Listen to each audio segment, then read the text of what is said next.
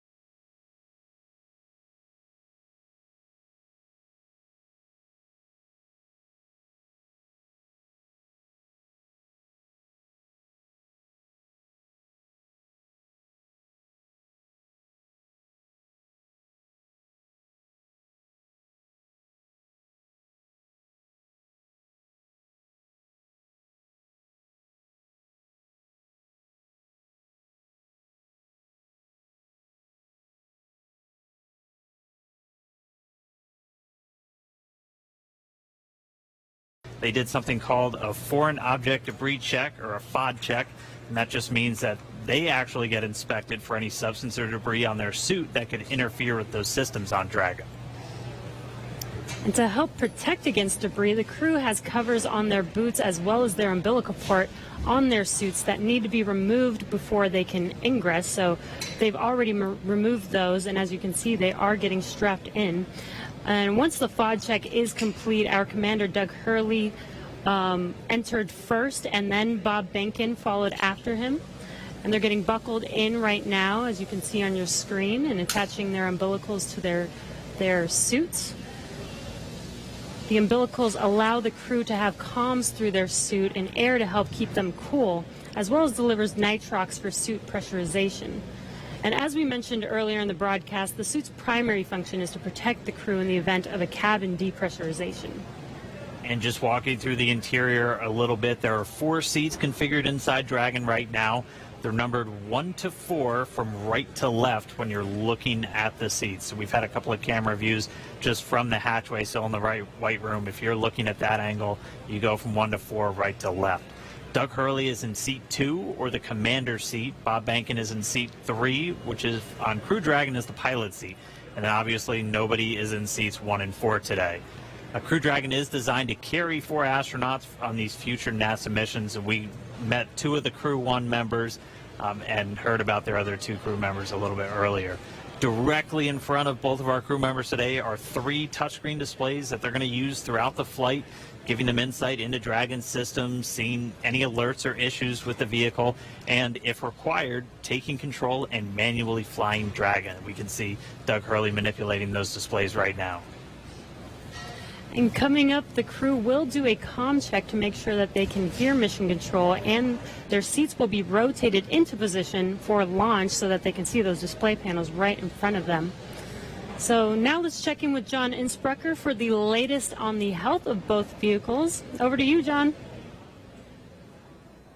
We're at T-minus 2 hours, 36 minutes, 30 seconds in the countdown for the launch of Falcon 9 with Dragon to the space station. The Dragon Launch Ops team has completed their major activities to prepare the spacecraft for the astronauts. Checkouts are complete of major systems, including the escape system. And as you can see, ingress of the astronauts well underway. They're hooking their suits up to the various cabin systems.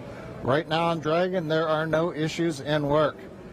Comm checks will be coming up shortly on the Dragon spacecraft with the crew. We might be able to hear some of that, and we'll bring it to you as it happens. Now currently the Falcon 9 team is preparing for their final checkouts and propellant load. Checkouts are due to begin at T-minus 2 hours. That's when the majority of the launch crew will actually get on console officially in Fire Room 4 at Kennedy Space Center. Currently on Falcon 9, all systems are go. The Air Force Range continues to report no problems with air and sea space clearance. Everything's looking good. Roadblocks are up around the launch pads. The weather forecast continues to be acceptable, but something we're going to watch all the way through. We're not only looking at weather at the launch site, but we are looking around the world. We need to make sure conditions are acceptable if Dragon has to splash down in the Atlantic in case of an escape. We're also monitoring contingency splashdown locations if the crew had to come back to Earth before docking with the space station. Right now, those conditions are getting better as we go through the day. At the launch pad, things continue to be a 60% probability of violating the conditions, or 40% chance, if you're an optimist, of good weather. But right now, the clock is continuing to count down. All systems are go. We're just inside T-minus 2 hours, 35 minutes. All right, now as Bob and Doug finish their ingress procedures and get comfortable inside Dragon, we're going to continue to listen for those comm checks. They should be coming up in just a little bit. But right now, I'm joined now by SpaceX's Jessica Jensen and Lars Blackmore just to discuss a little bit more about what make Dragon and Falcon 9 a 21st century launch vehicle. So first off, thank you so much for joining me today. Jessica, I'll start with you. Yeah. Walk me through kind of Dragon's life history and how we got to where we are today. Sure. So Dragon was designed from scratch 12 years ago by SpaceX. It was designed to carry cargo to and from the International Space Station. And what that means is 12 years ago wasn't that long ago. So we got to use state-of-the-art materials, state-of-the-art, computer processors. So really, Dragon, to start off with, is already a modern advanced spacecraft. But then there's two other parts of it also that really led to commercial crew. One part of it was that we actually were able to man-rate cargo Dragon while it's in the vicinity of the space station and attached to the space station. So that was a huge learning curve for crew. We human-rated a spacecraft for a portion of the mission, and then for crew you just have to obviously expand it for the whole mission. And then the last part was Cargo Dragon has been this amazing test bed for commercial crew. And what that means is we were able to test out like heat shield materials and parachute materials on Cargo Dragon before they ever flew on Crew Dragon. Very cool. And that's just one part of the equation. Lars, walk us through, again, just the flight history of Falcon 9 from the humble beginnings to where we are today. Well, Falcon 9 first flew almost 10 years ago today. And even though the first version of that rocket couldn't carry humans, the fundamental design was made with that goal in mind. Over the course of 87 launches, we've steadily improved the rocket so that now it has twice the payload to orbit that we started out with. We can land and reuse the first stage and the fairing, and most importantly for today, we have the reliability that we need for humans. Now, what's interesting is that reliability has come from steady upgrades and almost a decade of flight experience. But it's actually quite hard to prove reliability. This is something that the commercial airline industry has been grappling with for decades. And just like them, we rely on lots and lots of testing. So, for instance, if you take the Merlin 1D engine, that has to fly for about 6 minutes continuously to get to orbit. We took one of those and ran it for more than 250 minutes to get the statistical proof of reliability that we need. So it's that testing and lots of analysis that gives us and NASA the confidence that Falcon is ready to fly humans for the first time. And obviously a lot of additional upgrades, a lot of additional testing had to go just to make sure that both of these vehicles were human rated. So walk us through some of the specific upgrades to Dragon to meet that criteria. Yep. So the first one's pretty obvious. We had a Cargo Dragon. It has lots of cargo cubbies, so we took all of those out, replaced it with astronaut seats, crew displays, and crew controls. But one thing that people may not know is on Cargo Dragon, we've actually been flying mice to and from the International Space Station for years. And what that meant was we had to design an environmental control and life support system for Dragon years ago. It provides oxygen, it scrubs carbon dioxide, and among other things, controls temperature and relative humidity.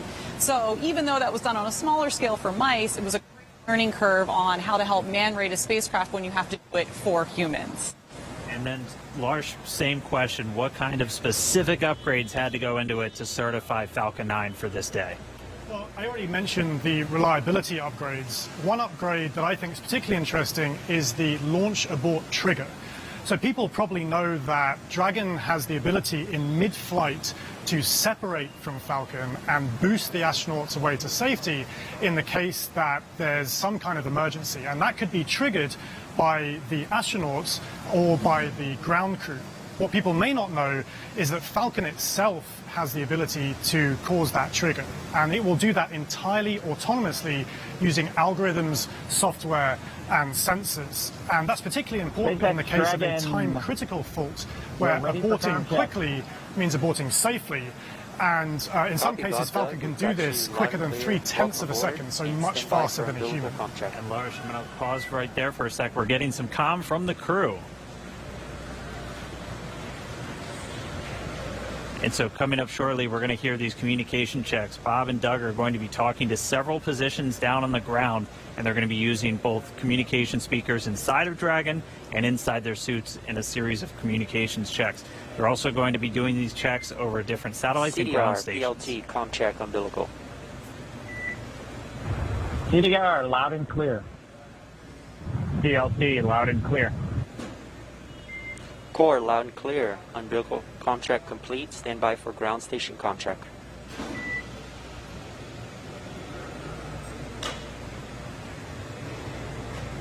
And you'll hear him referred to CDR as Doug Hurley, that's the commander, PLT pilot, that's Bob Behnken.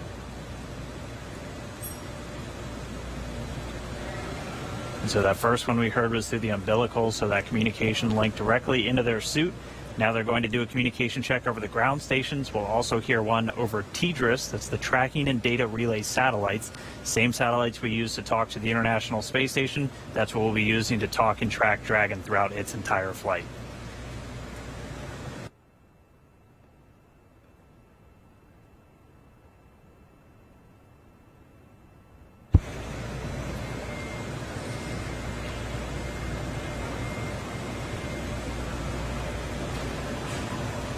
So again, just waiting for a moment for the teams to continue configuring everything. They're going to do these ground checkouts now, and you're going to be hearing them talk directly to the core. It's the Crew Operations Responsible Engineer. That's essentially the Capcom if you followed NASA missions in the past.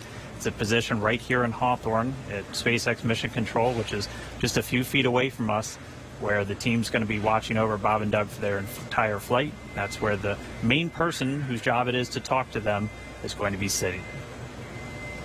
We'll also hear them do some checkouts with the launch director down there at the Cape inside firing room 4.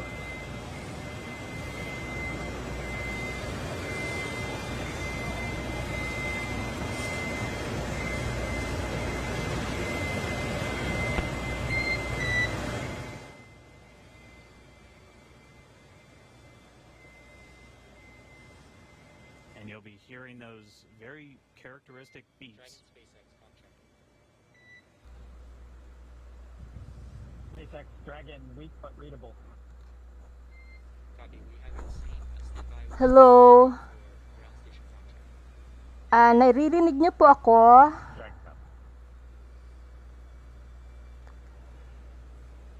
Hello po sa mga nanonood dito sa Madam Info. Hi, Kevin Quintana, salamat po. Hi, Boss Dexter. Genius Roque, hello. Wow, ang dami natin. Salamat po sa pagpunta nyo kahit ano ngayon, 2 a.m., 2:05 a.m. na. Hello po, Mike Joseph Calzada. Wow, shout out. Hello sa inyo. Tingnan natin kung ma-shout out ko kasi ang gagawin natin, medyo i-discuss ko yung mga nangyari kanina. Ngayon kasi nakasakay na sila sa Crew Dragon, pero bago yan, so yung meron kasing meron palang tropical storm sa US, yung tropical storm Bertha, kaya kanina 50-50 pa yung posibilidad na makapag-launch ang rocket. So, pero sa ngayon is go pa rin. Kaya nakasakay na sila ngayon sa Crew Dragon. Good morning po, Ronel Umbao. Dragon, SpaceX, com check, TDRS. Salamat po, Kim Asafa 244, tama ba? Asala. Checks with MD, LV in the launch configuration. Dragon, MD on countdown 1, com check.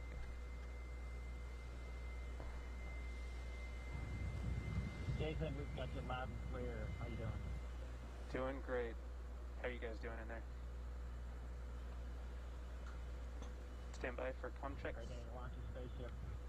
Agree. And stand by for comm checks over Dragon to ground. Dragon, MD. Alan Medel, 4:33 pa po ang lift-off. Loud and clear. MD, loud and Good morning po, Judy Ann de Guzman. Dragon, launch director on countdown 1. Comm check. Mike, we've got you loud and clear. Good afternoon. Good afternoon, gentlemen. Let me try on Dragon to ground 1. Alas 4:30 po ng umaga. Yes po, Boss Dexter. Loud and clear. Have you the same? Dragon SpaceX, launch configuration comm checks are complete. Report when ready for seat rotation for section 2 of 4.100.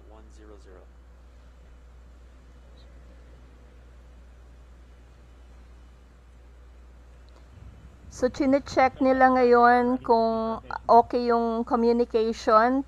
Copy, ready for seat rotation. We will report when initiating. All right, so that wraps up those communications checks. Everything going good with the spacecraft. Bob and Doug talking to the teams on the ground. Pretty soon they're going to get their seats rotated. Bringing you back inside Hawthorne real quick, I do want to thank Jessica and Lars for joining me. So, okay na yung pag-check nila dun sa spacesuit, tsaka sa communication, pati yung pressurization. So we're going to throw it now down to Gary Jordan at Mission Control Houston, who I know is also following along. Over to you, Gary. Yan, nag-okay sign ng mga astronauts. Ibig sabihin, okay ang mga lahat ng nangyayari. Doug in the Dragon vehicle. Here in Mission Control Houston, Flight Director Zeb Scoville has pulled space station flight controllers and all systems are go for launch. Essentially, the station is prepared for Dragon to arrive 19 hours. June slowly. Flight controllers Hello. here will continue to monitor the countdown. Pupunta po sila sa International Space Station. So we want to hear your comments as we Matagal po silang na-quarantine. Hello, Rico Barbas. Shout out po sa inyo. Thanks, Gary. So taking a quick look at those numbers right now, there are now 1 million people watching our coverage. Marthy Manalo, hello, shout out po. #1 trending hashtag on Twitter. So let's take a closer look at what's being said online. Nathaniel Ruiz, shout out po sa inyo. Cherry de la Cruz, hi. Personal self-portrait, cosmic for sure, in her NASA flight suit. And guys, this is what I'm loving seeing online with this hashtag. Good morning po, Lem Azur. Making this launch uniquely theirs. And I want to point out one line in her post that says, I believe that no matter how far the future is, we are on our way towards it. And guys, I couldn't have said it better myself. That's what today represents. Let's take another look. Oh my goodness. Okay, so right now we have Jessica with her space pup getting ready for liftoff. And guys, I'm not gonna lie, we love to see it. So please, if you have any space pets, comment using hashtag #LaunchAmerica. As you can see, everybody is thrilled to be a part of this launch today, and I know of one special guest in particular. I'm so pleased to welcome Diana Cohort of Physics Girl. Diana, I hear you have a burning question for Mission Control, so go for it. Hi, Tahira. Thank you so much for including me on this incredibly special day. I'm Diana from the YouTube channel Physics Girl. Anthony Gabiola, bali 19 hours lang po makakarating na sila. Ila-live din po natin yung pagdating nila sa International Space Station. Pero bago po yun, meron pa tayong isang live event. Yun pong pag nag-show sila Doug Hurley tsaka Bob Behnken, yung ating mga astronauts. Bali magkakaroon po sila ng live event. So, gagawin din po natin yon. Mga 7:30 p.m. po yun, mamayang gabi. So, Randy Queer, 19 hours po, 19 na oras. Because I mean, sometimes I think it does get overlooked what all goes into making a moment like this happen. So Gary, what has the team there in Mission Control been doing to prepare for this? Sir Genius Roque, hello po. Thanks, Tahira. And Diana, that's a fantastic question. Really, the operations here are not just starting today. There has been a lot of training and a lot of simulations that have been going into preparing for this moment. Really preparing and getting everyone Andrew PH, go po dun sa dream nyo na yan na maging astronaut.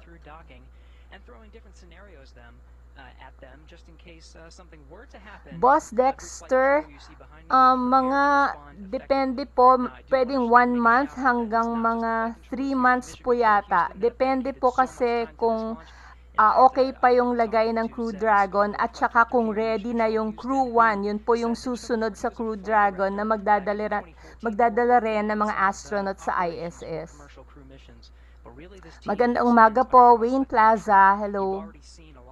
Working in Hawthorne, in Florida, in Houston, and really it takes an integrated and dedicated team to make a mission like this Randy possible. Queer, ang gagamitin po nila papuntang Mars yung Starship. Bali, ginagawa pa rin po ngayon, tinetesting nila yung mga prototype. So, nasa prototype 4 po sila. Magkakaroon pa po muna ng hop. Pero hindi pa po nagagawa yun. Baka ngayong May 28.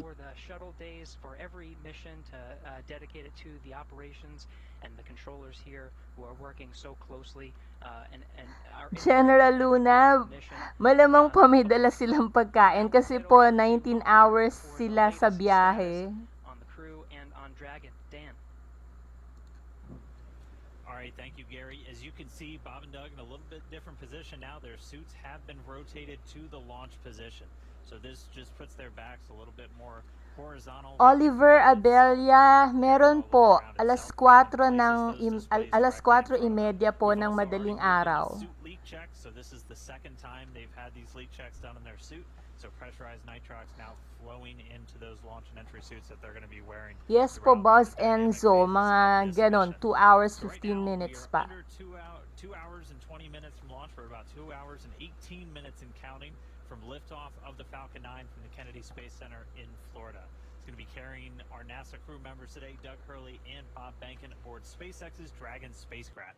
It's been a really exciting day so far. We're fighting against that weather, but we're continuing to press on for launch.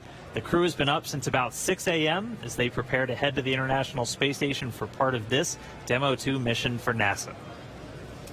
Yeah, and as you can see on your screen, it looks like they're just waiting and getting ready for this mission today. It's been such an exciting day so far. Again, as Dan said, their seats are rotated into launch position so that they can see those screens that you see there on the left side right in front of them. Their suit leak checks have been complete. Their comm checks are complete. So let's throw it over to Lauren in KSC. All right, so Dragon hatch close is expected at T-1 hour and 55 minutes, and we are just pretty close to that. It's getting really, really close. So this is one of the the final key visual milestones on that timeline to lift off, the closure of that hatch and locking Bob and Doug inside. Now, we have a couple of special guests joining us with Daryl at the OSB-2 viewing location. That's NASA Administrator Jim Bridenstine and SpaceX Chief Engineer Elon Musk. Daryl? That's right, Lauren. We're here on the 5th floor. We were supposed to be outside on the balcony overlooking pad 39A, but we have come indoors due to the weather. But we are here with two titans of space. And though it might look like this is a reunion of a 90s boy band, it is not. We are socially distanced for good Sir reason. Rotten Roll, nandyan po ba kayo? Space, and I want to thank you both and tell you both it's a privilege Hello and po and honor good morning. to be with you today. We're going to start off with you, Jim, and ask you a couple questions here. I want to ask you, first of all, it's been almost 3 years that you were sworn in as NASA Administrator, and you knew from the very first day that you would be right here at the Kennedy Space Center in this moment when a commercial partner was ready to launch. Tell me what it's like to be leading NASA at this very moment. So I want to be clear. I did not know that when I got sworn in. I will tell you, a lot of folks said it couldn't be done. But of course, as soon as I got the job, Elon and I have had a number of conversations. Elon committed that this was something that SpaceX could achieve. We've had challenges. We've had setbacks. We've seen catastrophic losses of capsules and challenges with parachutes. What's that? On the ground, uncrewed. I want to be really clear. Tests. But that's what's unique about SpaceX. SpaceX can do things that NASA historically has not done. They test, they fail, they fix, they fly, they test, they fail, they fix, they fly, until the point where we are today, where not only is SpaceX comfortable, but NASA is comfortable. We are ready to go. But if you would have told me even 2 years ago, we'd be right here. I might have Sir Randy Queer, yun pong nagpa-flash yung picture ni Jesus. Kasi po yun po yung desktop background ko. Pag napupunta po doon yung mouse, ayun, nakikita po yung background. Jim and Elon both here to fact check each other, so that's good. Thank you for that. Elon, in 2002, when you Good morning po, SpaceX, Dennis Centorias. many in the aerospace industry didn't take SpaceX seriously. You remember what that felt like. Yet here you are, you just sent 2 astronauts in a car made by your car company to launch pad 39A with Napaaga po tayo kasi ang schedule natin dapat 3 a.m. pero kasi nandun lang po sa spacecraft yung mga astronauts kaya this is a dream come true. I-live na po natin. And everyone at SpaceX. This is hello po, Nel Luge. Nel Luge, sorry. 2002. I really did Good not morning, Shodong think Choyas. Hello. I expected 90% chance would Good morning po, Jason V. Baron. So, yan, pakinggan muna natin si Elon Musk. 2002 that I'd be standing here with NASA administrator, meeting the astronauts, and we've got a rocket and spacecraft on pad 39A, the best pad in the world, which is it's an honor to be there. I would have thought, man, I don't know what you're smoking, but it's not. like no way is that true. You know, and so it is. Say it's even a dream come true. I didn't even dream that this would come true. Let me put it that way. You know, but it is. I am incredibly excited to be here on behalf of the SpaceX team. And as Jim said, this really is the culmination of an incredible amount of work by the SpaceX team, by NASA, and by a number of other partners in the process of making this happen. It's really, you can look at this as the results of 100,000 people, roughly, when you add up all suppliers and everyone working incredibly hard to make this day happen. So it's really hard to believe that this is real. And you're here, and it's amazing, and many of us have been amazed as we've watched you accomplish these things over the years.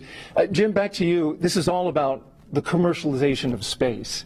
And so in the early going for Commercial Crew program, it wasn't something NASA was used to. You know, Mercury, Gemini, Apollo, Shuttle, NASA gave the designs and the contractors went out there and built it. This is different. It is. They're building it now. What were some of the hurdles that you had to overcome to get to this point? Well, I think getting people to recognize that when the government provides both the demand and the supply, you're limited in what you're able to do. And of course, back when this program was initiated under Charlie Bolden, General Charlie Bolden, astronaut Charlie Bolden, Congress was not supportive and did not provide the proper funding. And yet he persevered. He pushed forward. And now I think everybody recognizes we have to commercialize space. We've had success now with commercial resupply of the International Space Station. Now we've got commercial crew to the International Space Station. Eventually we need commercial space stations. So what we're using the International Space Station for right now, we're proving that we can compound pharmaceuticals in a way that you cannot do on Earth. We're able to create immunizations in a way you cannot do on Earth. We're printing human organs in 3D. Right now it's just tissue, but eventually we're going to print human organs in 3D using adult stem cells, your skin cells, your own DNA. It's going to transform how we do medicine here on Earth. We're creating advanced materials that you can only create in the microgravity of space, things like an artificial retina for the human eye. So if you have macular degeneration, you don't have to lose your eyesight. Bottom line is this: these markets are the future. And when they materialize, and they are materializing because of the work of NASA, we're going to see capital investment, not just into launch, but also into habitation. And that ultimately is what's going to be transformational for commercial space. Very good. And Elon, in getting all of that going, the ISS and all the activity that takes place on board, it's key that this Crew Dragon operate on a regular basis. As the chief engineer, what were some of the biggest hurdles you had to overcome to get your spacecraft ready to fly this mission? Well, the spacecraft and the rocket have gone through literally thousands and thousands of tests and reviews, both by SpaceX, by NASA, by third parties. We've also, as Jim was alluding to, we've done a lot of flights. So one of the things I think that's very helpful about this flight, about what we're about to do, is that the rocket has flown many times. In fact, even in this, essentially this configuration, it's flown about 20 times. So that means we really have, I don't want to tempt fate, but a well-proven rocket. And we've flown Crew Dragon to the space station once, successfully brought it back. We've done a tremendous amount of testing on the ground, and when we do the testing on the ground, you always push the limits. So you want to try, you push it way beyond what you'd expect in flight. So sometimes you break it because you kind of want to break it on the ground during testing to see what the limits are. So this is a result, like I said, of thousands of tests, of thousands of design hours, and a tremendous number of smart people working incredibly hard to make this day happen. And you've got 2 astronauts on board now. Yes. Do you feel that responsibility? Yes, absolutely. I felt it, I think, most strongly when I saw their family just before coming here. And did you say anything that you can share? So we've done everything we can to make sure your dad's come back okay. Thanks for sharing that with us. Jim, you had some words with the astronauts. What was your take on how they were feeling? I will tell you, Doug Hurley, Marine Corps test pilot, of course, veteran of multiple space shuttle missions. Bob Behnken, flight test engineer, United States Air Force, again, veteran of multiple space shuttle missions. This is not new to these guys. All I could do is convey to them how much all of America appreciates what they're doing, that the entire world is watching, and just how grateful we are as a nation. And I will tell you, their demeanor is loose. They are ready to go. They were joking around. They were talking about what they had for breakfast and how it might come up later. It was steak and eggs. Yeah, I saw that. Yeah. Right. So it was nice to see. They are in their element, and we are just so grateful and proud of them. Well, that's good to hear. That gives you great confidence, I'm sure, in your positions as you hear that. We're going to go to a social media question, and we've got this question coming from Brooklyn, and she wants to know, I noticed some changes in the crew spacesuits. They look much thinner and lighter. What changes in the space capsule allowed to have these futuristic suits? Well, we spent a lot of time designing the spacesuit. I personally spent a lot of time on the spacesuits. It took us 3, almost 4 years to design suits that both look good and work well. So you can see a spacesuit in the movie, looks good, doesn't work. and then you can make a spacesuit that works but doesn't look good. Because fundamentally it's a pressure suit that's got to survive in vacuum. Right. So so it tends to puff up, when it's under pressure, and it's got to handle all that pressure. So it took us many iterations to get the suit to. We really wanted to look great. Fundamentally, what it's about is like we want to inspire kids to say that one day they want to wear that uniform. They want to wear that spacesuit, and get them fired up about, I want to be an astronaut. I want to work on aerospace engineering. I want to advance space flight. And I think what today is about is reigniting the dream of space, and getting people fired up about the future and excited. It's just one of those things that I think everyone. From all walks of life, from all parts of the political spectrum, in the United States and elsewhere, should be really excited that this is a thing that is made by humans, for humans, and it's just a great, exciting, inspiring day, and it's one of those things that makes you glad to wake up in the morning. Yeah. Functional and inspiring. And there's one on a model right over there, and you got me so excited. I might run over there and put that thing on, Elon. Yeah. They're custom tailored, by the way. I think you won't fit in that one, but we could make one. Mark Gabriel Mara, salamat din po sa inyong mga support. Shout out po sa iyo, Mark Gabriel. You can take someone who's 6'8". My size. Yes. This commercial thing, I'm getting excited. Yes. Yeah. I'm ready to fly, Jim. Yeah. Sir. We've got another social media question we're going to ask. Ashton J wants to know, how do you think that launching astronauts on American soil for the first time since 2011 will revolutionize future missions? Yeah, so what we're doing here is unlike anything we've ever done before. We are not purchasing, owning, and operating the hardware. We are turning to commercial industry. And going back to the spacesuits, it's the same for the capsule, it's the same for the Wendell rocket. TV, wag ka na umiyak. Shout out sa'yo. Hello. We gave them top-level requirements. We said, here's the requirement for payload. Here's the requirement for safety. And Hi, then we click let and the search. innovators, commercial industry, American commercial industry, innovate. And they came up with solutions Renz that had Carlo never been Dungo dreamed of before. Huico, good And morning. that's the success of this program. So we're really revolutionizing how we do space flight. And I really think when we look into the future, Thank you, we're gonna Ren see John these models Kilfajardo. of doing business with public-private partnerships Hi, apply not just to Mira low Earth orbit, which Alba. is what we're doing today, but we're taking this model to the moon and even onto Mars. Salamat po, And I hear something Shodong about Tom Choya, Cruise sa shooting a movie at panonood. the International Space Station. Is that right? I'll tell you what I told Elon just yesterday, and that is this. People ask me about Tom Cruise all the time now, and the answer is yes. We would love Tom Cruise to fly to the International Space Station and make a movie. I'm all for that, and we're going to do what we can to make that happen. But you should know this. There was a day when I was in elementary school, and I saw the movie Top Gun. And from that day, I knew that I was going to be a Navy pilot. It's just the way it was. The goal here, and this is what we're doing today, and Elon is all about this. Get the kids fired up about wanting to wear that spacesuit, That's wanting to fly that, go to orbit, go to the moon, go to Mars, reigniting the, like I said, Lorenzo Hermosa, and just 4:30 a.m. po. Malapit na po. Excited about the future. Excited. I think anyone who has within them the spirit of exploration should love what's going on. Raymond Zamora, hi Get po. Tom Cruise to inspire an elementary kid to join the Navy and be a pilot. Why can't we get Tom Cruise to inspire the next Elon Musk? That's what we need. We need a new generation. Juliet Laguerta, hi po. Hello.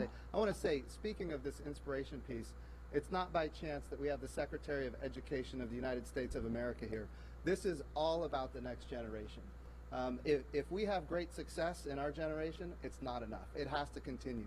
The challenge with the Apollo program is that it ended. What we're doing now is sustainable, and that's why we have the public-private partnerships and commercial capabilities that are coming online. Aldwin Opena, The good news hello. for Tom Cruise is he does a lot of his own Puyat stunts. ka na ba? So in Absolutely. zero gravity, he should get hurt a lot No, less, I right? think it's going to be super cool. Yeah. You know, and, Yeah, and as Joe said, it's like this is going to, you want to capture the public imagination, have them see cool things happening in real orbit, real space stations. It's like I think I'd want to watch that movie. Good morning, Jerome Buscas. And it's like I said, I think it was like this is really just the beginning because we want to go from. Thank from you, low to orbit, we Densky wanna go back to the TV. moon, and the moon to stay, have a moon base like Moon Base Alpha, and have build a city on Mars and be a spacefaring civilization out there among the stars. This is a super exciting future that I think that's the kind of thing where you're like, can't wait for it to happen. If you can't get excited after listening to you guys, I'd say you need to have your pulse checked. Yeah. Elon Musk, SpaceX CEO and Chief Engineer, thank you very much. Thank you. Jim Bridenstine, we appreciate you leading NASA in this time, Administrator for the agency. And we're going to send it back to Marie. All right, thanks a lot, Daryl. We saw in the meantime, while that interview was going on, the hatch actually closed. So that happened a few minutes earlier than we expected to. Our timeline has that happening at T-minus an hour and 55 minutes. So a few minutes ahead of schedule right now with hatch closed. And you can see the pad teams there just working on things now. Yeah, right now it looks like what they're doing is, what are they doing? So they perform a leak check. There's a mechanism there called a side hatch mechanism. That is what actually closes the hatch and seals it. And what we'll do is perform a leak check on that for a few minutes to make sure that that's nice and tight, that those O-rings are sealed really, really well.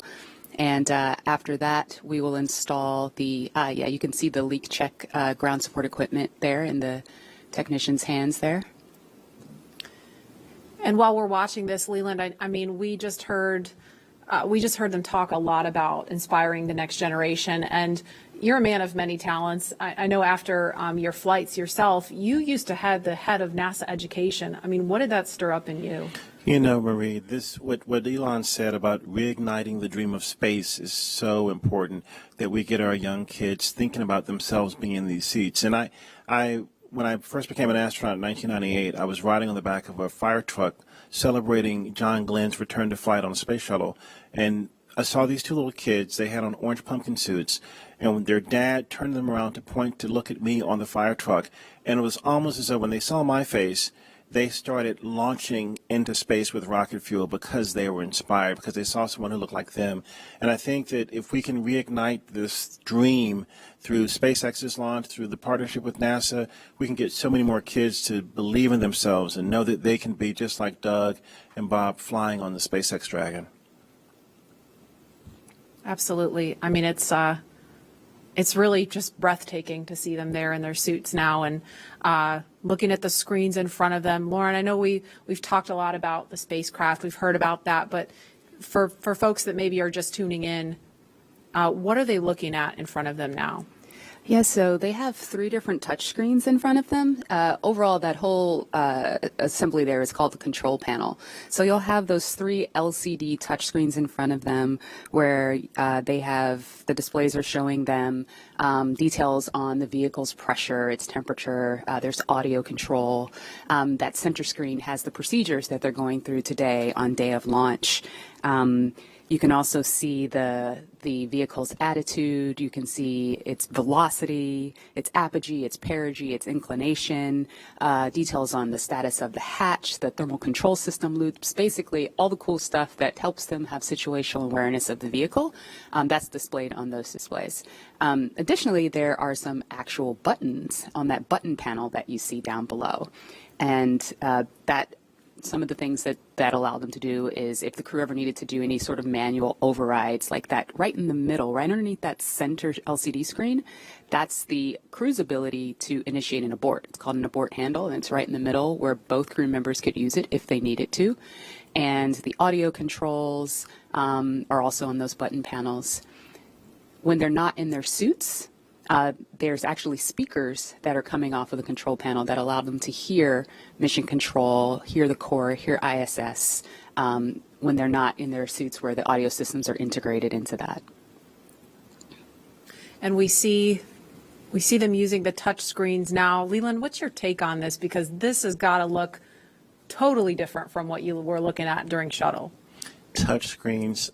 We had these displays and these buttons, and it was one of those moments when I'm looking at this now when I had knee boards that had procedures and things on there, and the procedures are now all run in that middle screen, and the malfunctions and the things that you do to mitigate problems with the vehicle if something happens, it's all controlled right there with the two of them. And so it's a radical departure from what we did with the shuttle, but it's again ushering in this new era of space travel. For post-ingress brief and a check on how that suit air feels about now. And we're going to listen now for an announcement about hatch closer. Copy. Well, today we are not tracking any issues on Dragon and F9 currently. For a weather update, the weather line that is overhead, which is what you saw when you were ingressing, is now moving offshore. The next radar return is a cell over Orlando, which is expected to be our decision gate for today, and that is currently eroding. That's good news. Thank you. Copy. And then one additional item, the Cabo de Orbit site remains as briefed, so no change there, but I do want to make you aware that that is slightly west of Cabo for go weather, so you just want to target the longitude if needed. Okay, Dragon copy, slightly west. We'll target the longitude, and the suit air has cooled off, so we appreciate that as well. Copy, outstanding. Let us know if you have any questions, and we'll keep you posted as the closeout team completes the leak check. Dragon copy.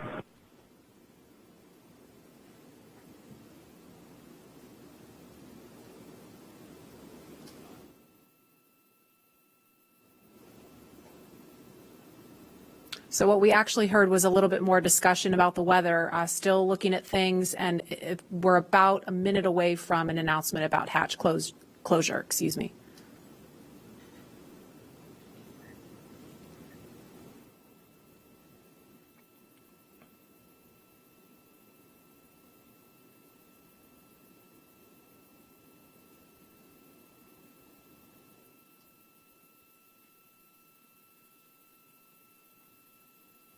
If you're just joining us, we're at T minus 1 hour, 55 minutes and counting, and we're expecting an announcement to confirm hatch closure in just a few seconds.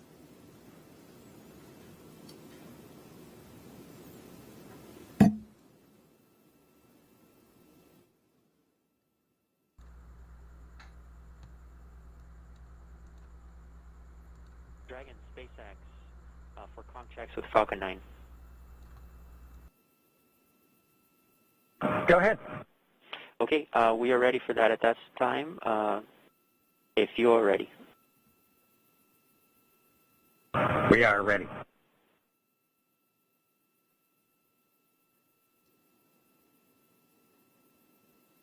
All stations up on countdown net for section 54.49. F9 responsible engineer communication check with the crew.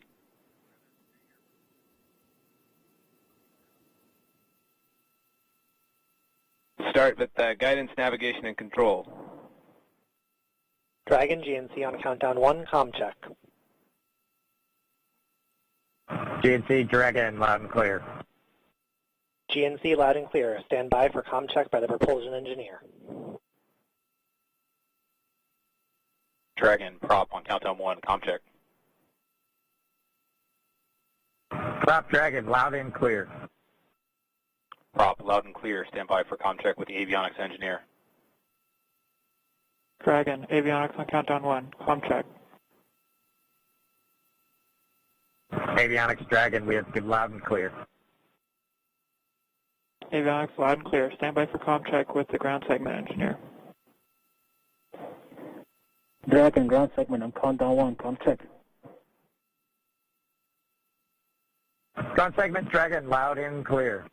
Ground segment loud and clear. Stand by for comm check by launch control. Dragon, launch control on countdown 1, comm check. Launch control Dragon, loud and clear. Launch control loud and clear. Stand by for comm check by the chief engineer. Dragon, chief engineer on countdown 1, comm check. Bala, Dragon has you loud and clear. Chief engineer, loud and clear. This completes the F9 responsible engineer comm checks. Dragon, chief engineer on Dragon to ground. Go ahead, sir. I was just doing a comm check on this loop. Good luck, guys, and buckle in.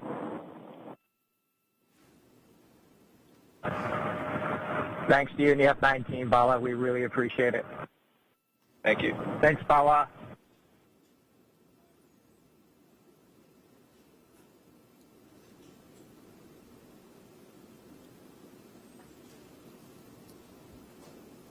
So we just heard a series of comm checks there, and Lauren, I don't know if you want to describe a little bit more about why that's important, and we heard the acronym GNC. They said guidance, navigation, and control really quickly, and then went back to the acronym GNC. Can you kind of explain to folks what that means? Yeah, the launch chief engineer, Bala, as you heard them thanking him towards the end, initiated a comm check with all of the different subsystems that those... Hello po, Nelson Barreno. Salamat po sa pananood. Hi sa inyo sa Saudi Arabia. And just handing that check off from all of the different stations on console today. That was really, really cool. We obviously don't do that when there's a satellite on top of the rocket, so this is the first time for a real flight that we've done that operation, which is very awesome. And now that the hatch is closed, a lot of the work of this team is done. But I mean, they're obviously not finished. They're not ready to leave the white room just yet. You were talking. Hi po, Titaness Gaming sa Bhutan. Taga Bhutan kayo. Hello po sa inyo.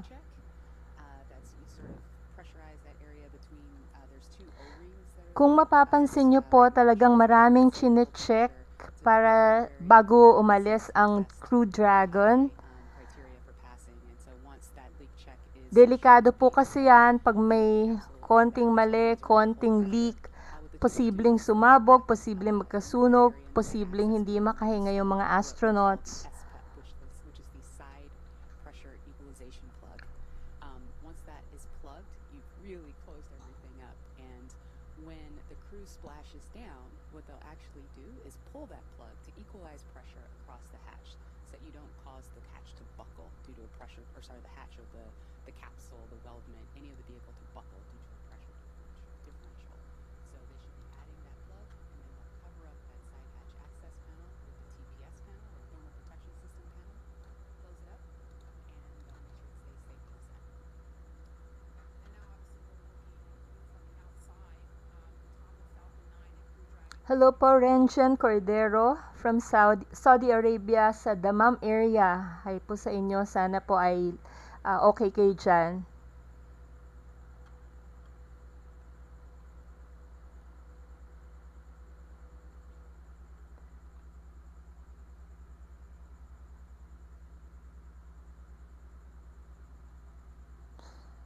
Salamat po, Jose Persilia.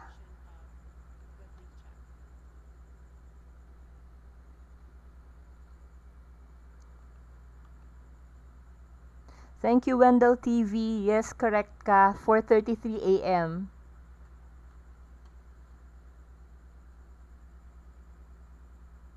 Yan channel. Hi po sa Parañaque.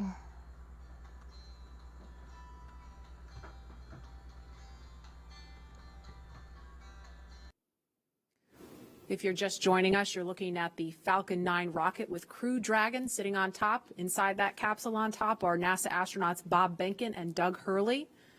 And we are inside of 2 hours until liftoff, if the weather holds up.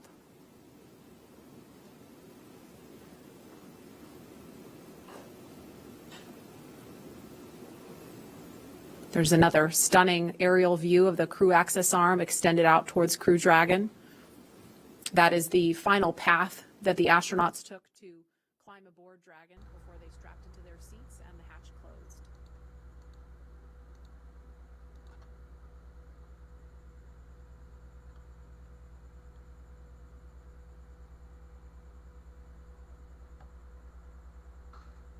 And no doubt, Bob and Doug are focused. Renjen Cordero, salamat po.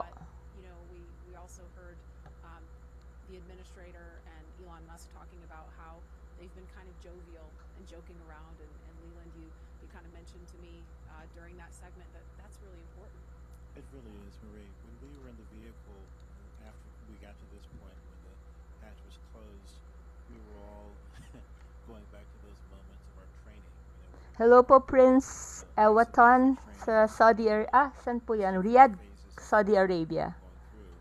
And we would think about some of our instructors who got us there.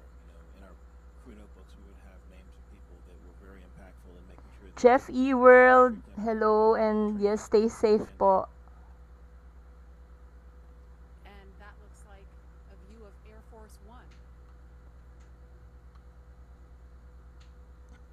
Flying near Launch Pad 39A for a special guest to have a special view of the astronauts on the launch pad. President Trump on board making his way to Kennedy Space Center to hopefully view a launch at 4:33 this afternoon. Yung susunod pong mangyayari ay maglo-load na po ng fuel. Yung propellant kasi ay mixture ng fuel, which is RP1, at saka liquid oxygen, yun ang oxidizer. So paghahaluin yun ang propellant na magpapatakbo sa rocket para lumipad. So delikado to dahil nandun yung mga astronauts habang naglo-load ng fuel. So parang nakakatakot na may tao sa loob habang may niloload na fuel. Diba nakakatakot, baka sumabog yung rocket. Pero just in case na magka-problema, meron naman silang abort system. Kaya pwedeng makatakas yung mga astronauts. At magiging ligtas pa rin sila. And we are about 56 seconds away from the, oh no we're not, we have an hour and 56 seconds away, never mind. Instead, we are 1 hour and 45 minutes away from launch, and Tahira, you are there with the social teams. I bet you were seeing some excitement on all the things we just saw on the screen there. Good morning po, Macwart Alves, hi. Thank you po, Wendell TV. Salamat. We're up to 1.7 million across all of our social media channels. And let's check out what people are saying on Twitter right now. So it looks like we've got more creativity still going on. Some people are crying with pride in Houston. Feel it. We even have Elizabeth Banks, who from the Hunger Games. That's awesome. We have August lumidaw medyo, pero okay lang yan. Bob and Doug across the nation. This has been a constant online today, which is so great to see. More just future astronauts and Salamat po, Francine Danyes. Steel tuning in for launch. This is awesome. It just looks like more people standing by to witness this historic launch today. And so, guys, on top of what's being said on social media, we've also got a lot of Christian Calara from Cabanatuan. Salamat po sa panonood. At hello sa mga kapatid nyo.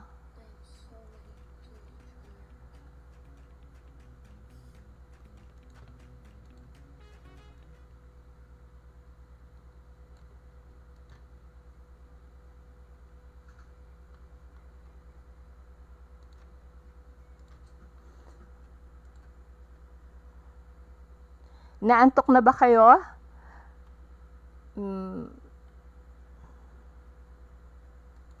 Naririnig niyo pa ako?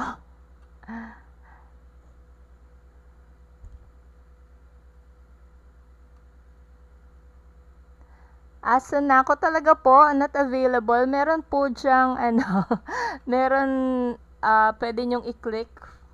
Ay, what's that?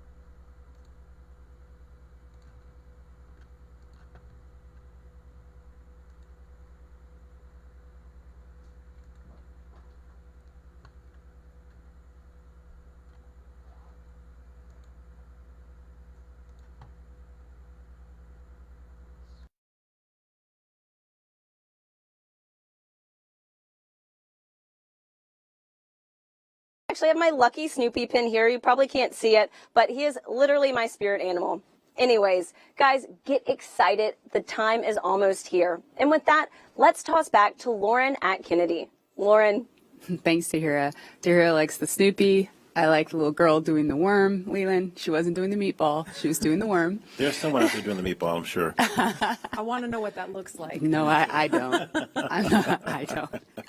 Clearly, this is capturing the attention of people all across the country and the world. So please continue to join the conversation by using the hashtag LaunchAmerica across Facebook, Twitter, LinkedIn, and Instagram.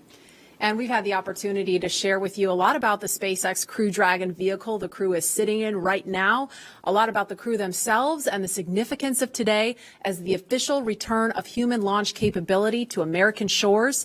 And now we want to turn our attention to where the crew is going, the International Space Station. And for that, let's take you to Mission Control in Houston. Gary? Thank you, Marie. The International Space Station is an incredible facility whose construction, operation, and ongoing science, all these efforts have been made possible by an unprecedented international collaboration. So to tell us more about the space station, we have International Space Station Chief Scientist Kurt Costello with us. Kurt, welcome. Gary, thank you. It's an amazing day to be here to talk to you about this historic launch to the ISS.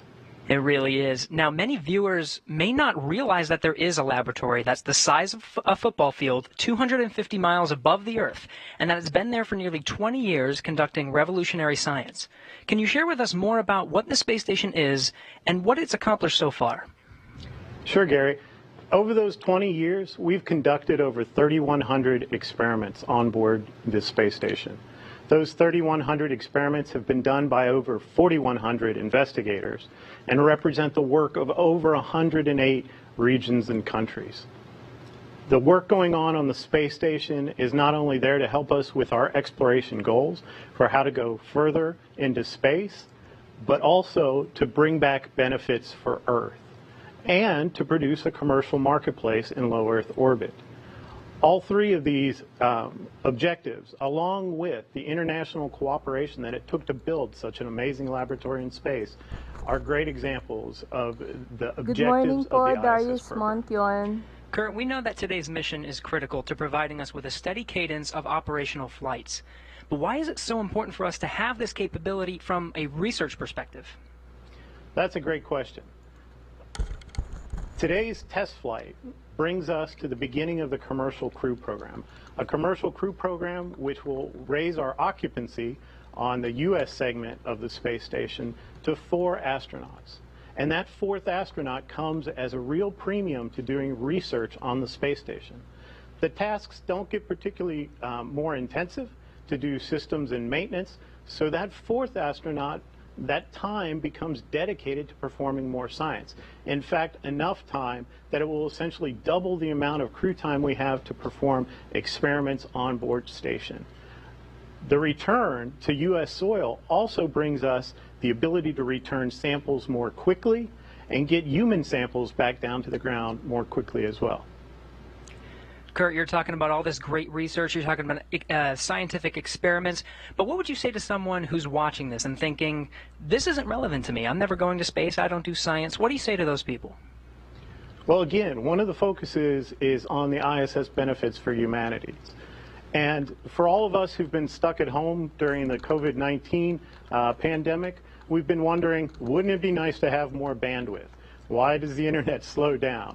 Some of the research we're doing on board space station, particularly into Z-band optical fiber, is using the fact that we don't have sedimentation in a microgravity environment to develop new materials that will help us build more perfect fiber optic cables, which will allow us for better bandwidth and lower cost in implementing networks here on Earth.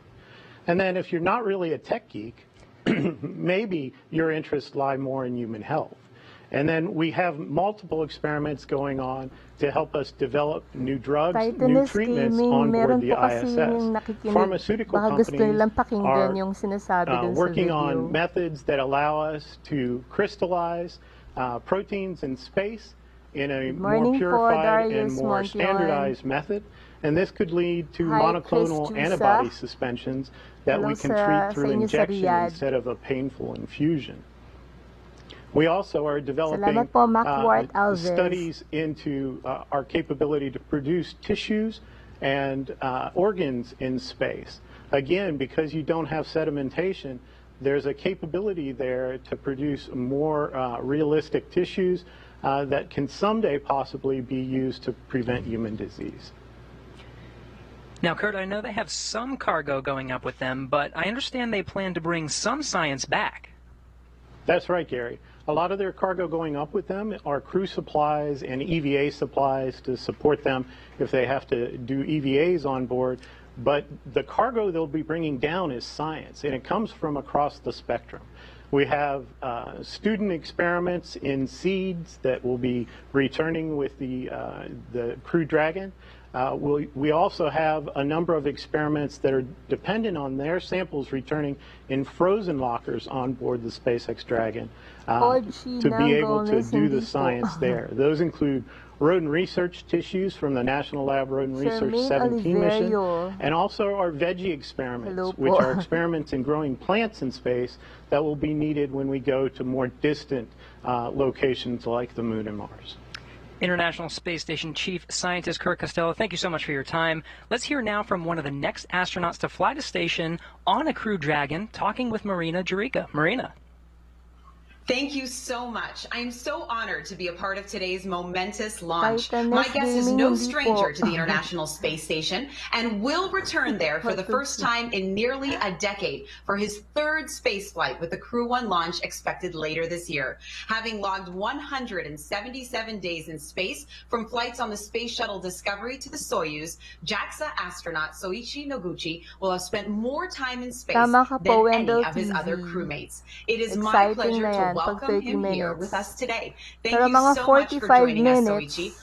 Yun na yung mag-go sila for load for propellant. Wow, that's wonderful. Marina, how are you doing? Thanks for having me today. This is wonderful. Today we are celebrating the launch, so I'm happy to be here.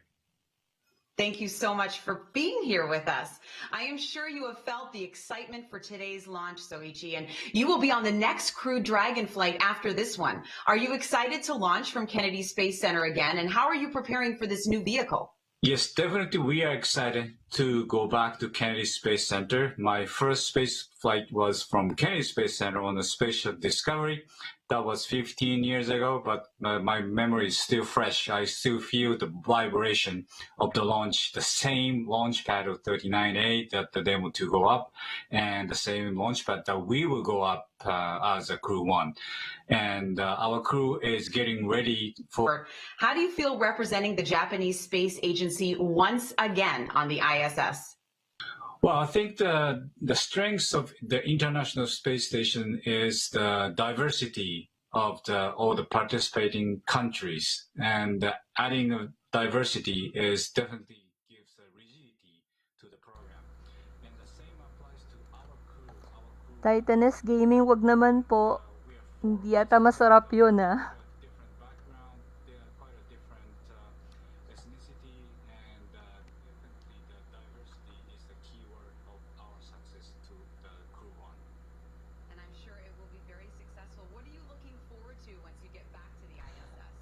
Shermaine Oliverio, salamat po sa panonood. Hindi po tayo magsasawa. Maki Boy Gillian, tapos na po. Kakatapos ko lang magkape. Salamat po. Yes, gising na po ako. Gising na gising na.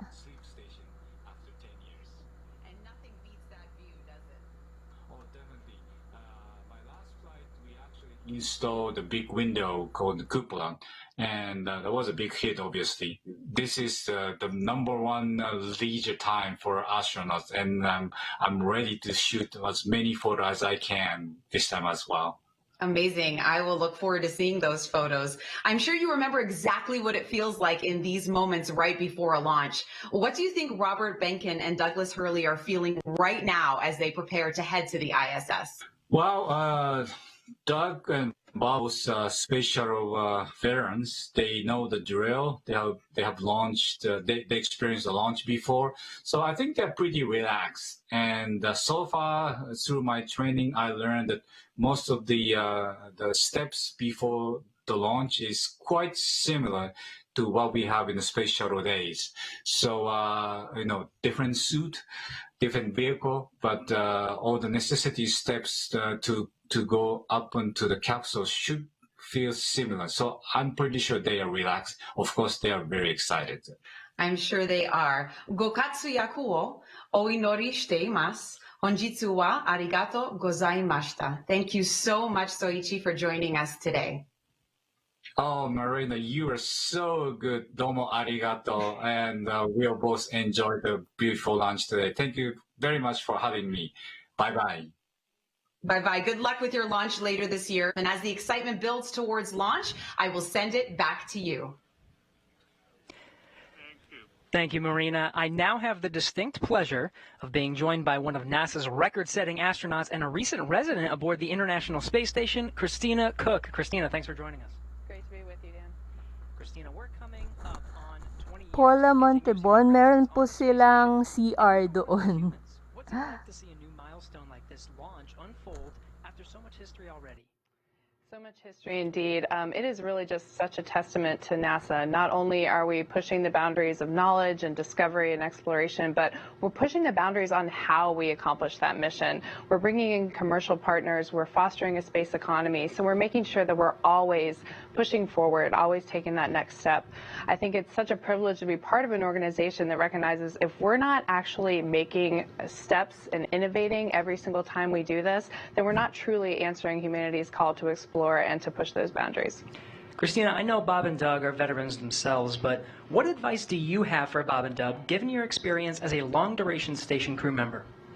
Well, being able to live on board the International Space Station and work there is just such a privilege. You know, you're a steward of this amazing laboratory that's bringing so many benefits down to Earth and also learning how we can push farther into the universe. So it is quite an honor, and I think that's the main thing about how it feels to be up there for a long duration. You know, in terms of advice, Bob and Doug have been great mentors for me. They've given me advice for so many years. It's strange to be the one who could be in a position to offer them anything. But I would say that as, you know, shuttle flyers, they used to participate in missions that were really, really intense, go, go, go all the time. Long-duration space flight is more of a marathon than a sprint, so I would tell them to take that moment, enjoy it, and, you know, really welcome the opportunity to have part of your mission be taking it all in and sharing that with the people that got you there. Thanks again, Christina. Always a pleasure to hear from you and fantastic words. Thank you for sharing. Thank you. My pleasure. So once again, once Bob and Doug arrive at the station, they'll be greeted by astronaut Chris Cassidy. But before we do that, let's toss to a briefing.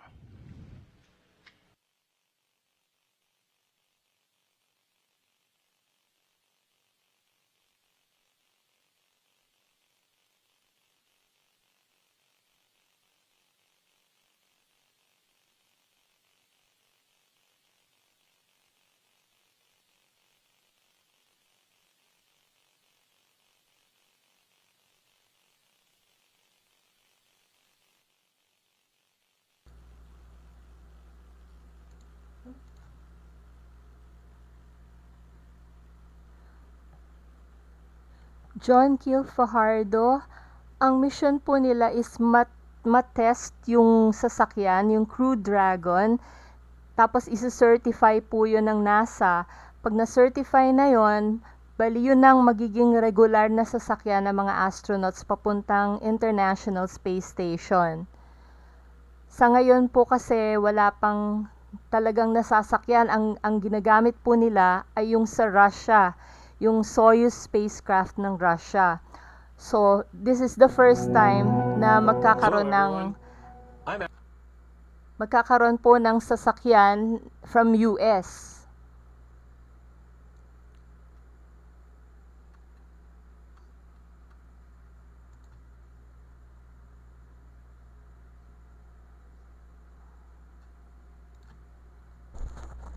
Nakapatay pong muna ngayon yung audio kasi meron pong music.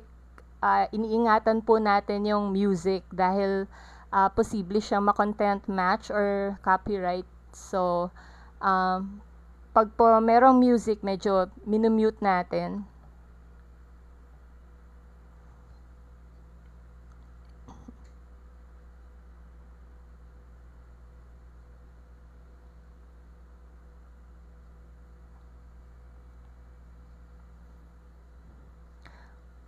Hello po, Cheryl Jade. Wow, taga province of China kayo. Hello po.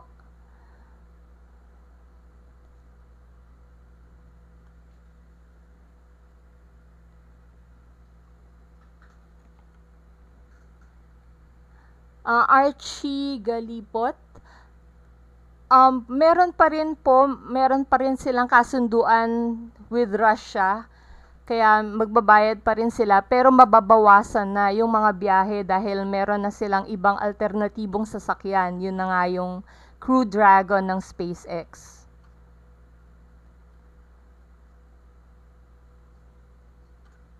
SC Hopkins, opo, papunta po silang International Space Station ngayon.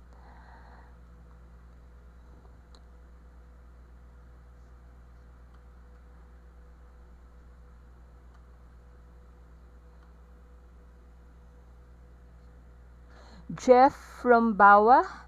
Hi po, na-notice ko na po kayo. Maganda po yan, June Padilla. Maganda po na kumuha ng computer science or physics.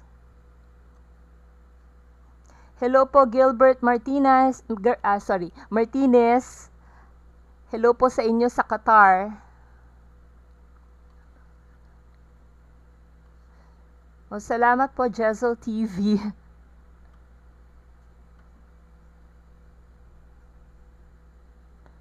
Ayan, makinig na po tayo. When they arrive tomorrow, if liftoff happens today, a little later tomorrow morning. The countdown now stands at T-minus 1 hour, 25 minutes, 54 seconds and counting until launch. And we'd like to share with you just how much has happened here at Kennedy Space Center since the last time we had a crew on the pad launching from here. As you can imagine, the end of the shuttle era was a bittersweet moment for many people across this spaceport. But in the end, we knew we were striving for this day, and here we are. Joining us now is Kennedy Space Center's Deputy Director, Janet Petro, on the comeback we've seen across Florida's Space Coast. She's with Daryl Nail now at OSB2. Daryl? Yeah, thank you, Marie. Janet, you were just telling me you were there at the crew walkout. Tell me a little bit about what you saw between the astronauts and their families? So it's very historic. It was very emotional. So when Doug and Bob first came out of the doors, of course, a cheer went up from everybody. The Vice President was there, Elon was there, the crew families was there, and of course, Bob, myself, and the rest of the center leadership was there to cheer them on. But then, when they came out, and then they went to the families, and Bob Behnken said, "Virtual hug," and he shouted out, "Virtual hug," and he did this motion, and of course his child also did that virtual hug, and so I guess that's the tradition of doing a virtual hug with the families. And then they, then they walked and got in the Tesla, either side, and the family walked right up to the window of the Tesla and were talking, having a private last moment with their father, hand on the window. It was very emotional. I had tears in my eyes. I don't know how many other people had tears in their eyes, but it was really a special, emotional moment, and everybody was, of course, wishing them well. A lot of I love yous, a lot of Godspeeds, a lot of Ad Astra, take care, all of that. So it was very special. Thank you so much for sharing that with us. And in the context of why it's so important, Janet, you remember, you've been here since 2007. Yep. You were here in 2011 when Shuttle Atlantis came to wheel stop.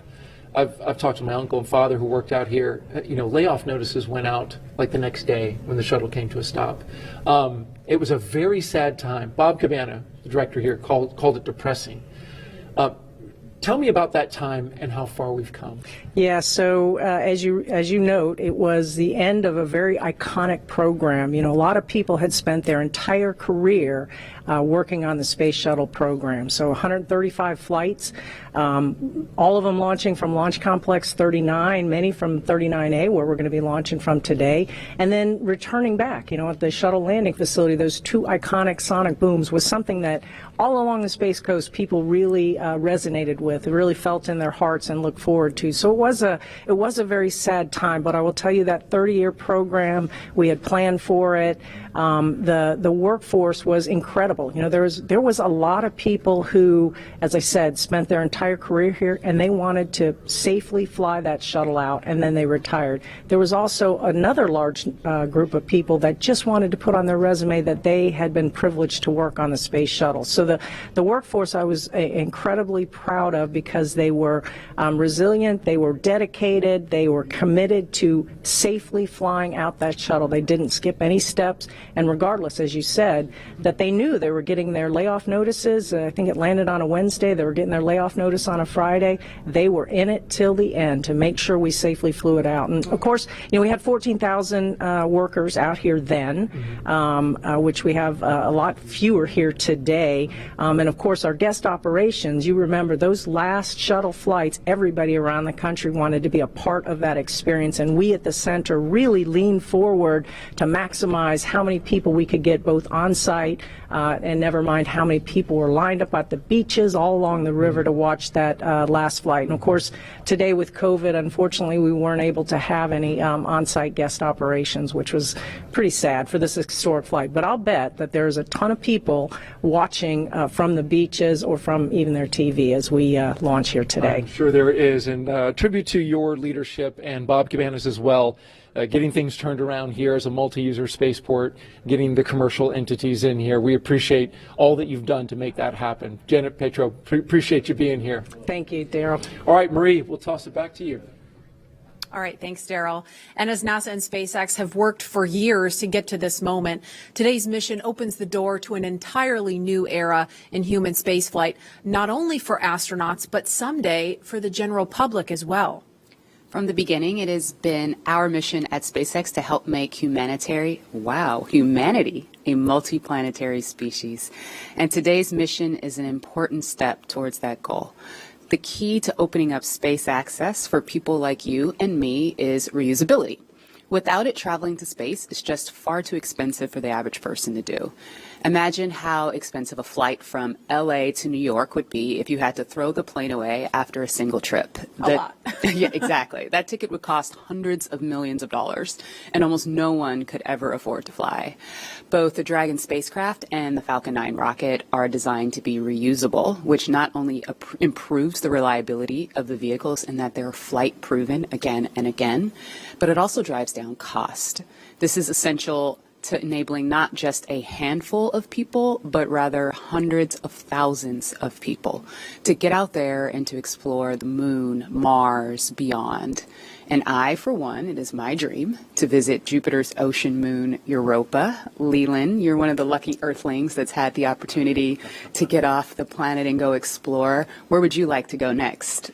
You know, Lauren, I think I would like to go to Mars and, be there for, about a year each way and then a year on the Martian surface. But the one condition I would have, my pups would have to go with me because it's about exploring new places, but taking your family with you. We have these crewmates that are people that you get to know and love, over a course of training, but it's nothing like having your family with you. And I think that's something that we're going to be seeing in the future, people living and working on other planets as a family.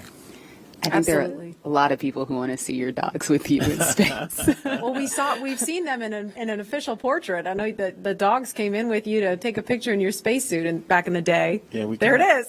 We kind of snuck them in. No dogs allowed at NASA. Well, they had their moment. They sure did. And knowing that the opportunity to fly to space as a private citizen or a private dog maybe one day is right around the corner, we have a new poll question on Twitter for you. So if you were given the opportunity, would you travel to space? Let us know, and we'll share the results a little bit later. All stations come All right. Well, there is not a lot of cargo. Chief Engineer Technical Poll for launch escape arming and propellant load.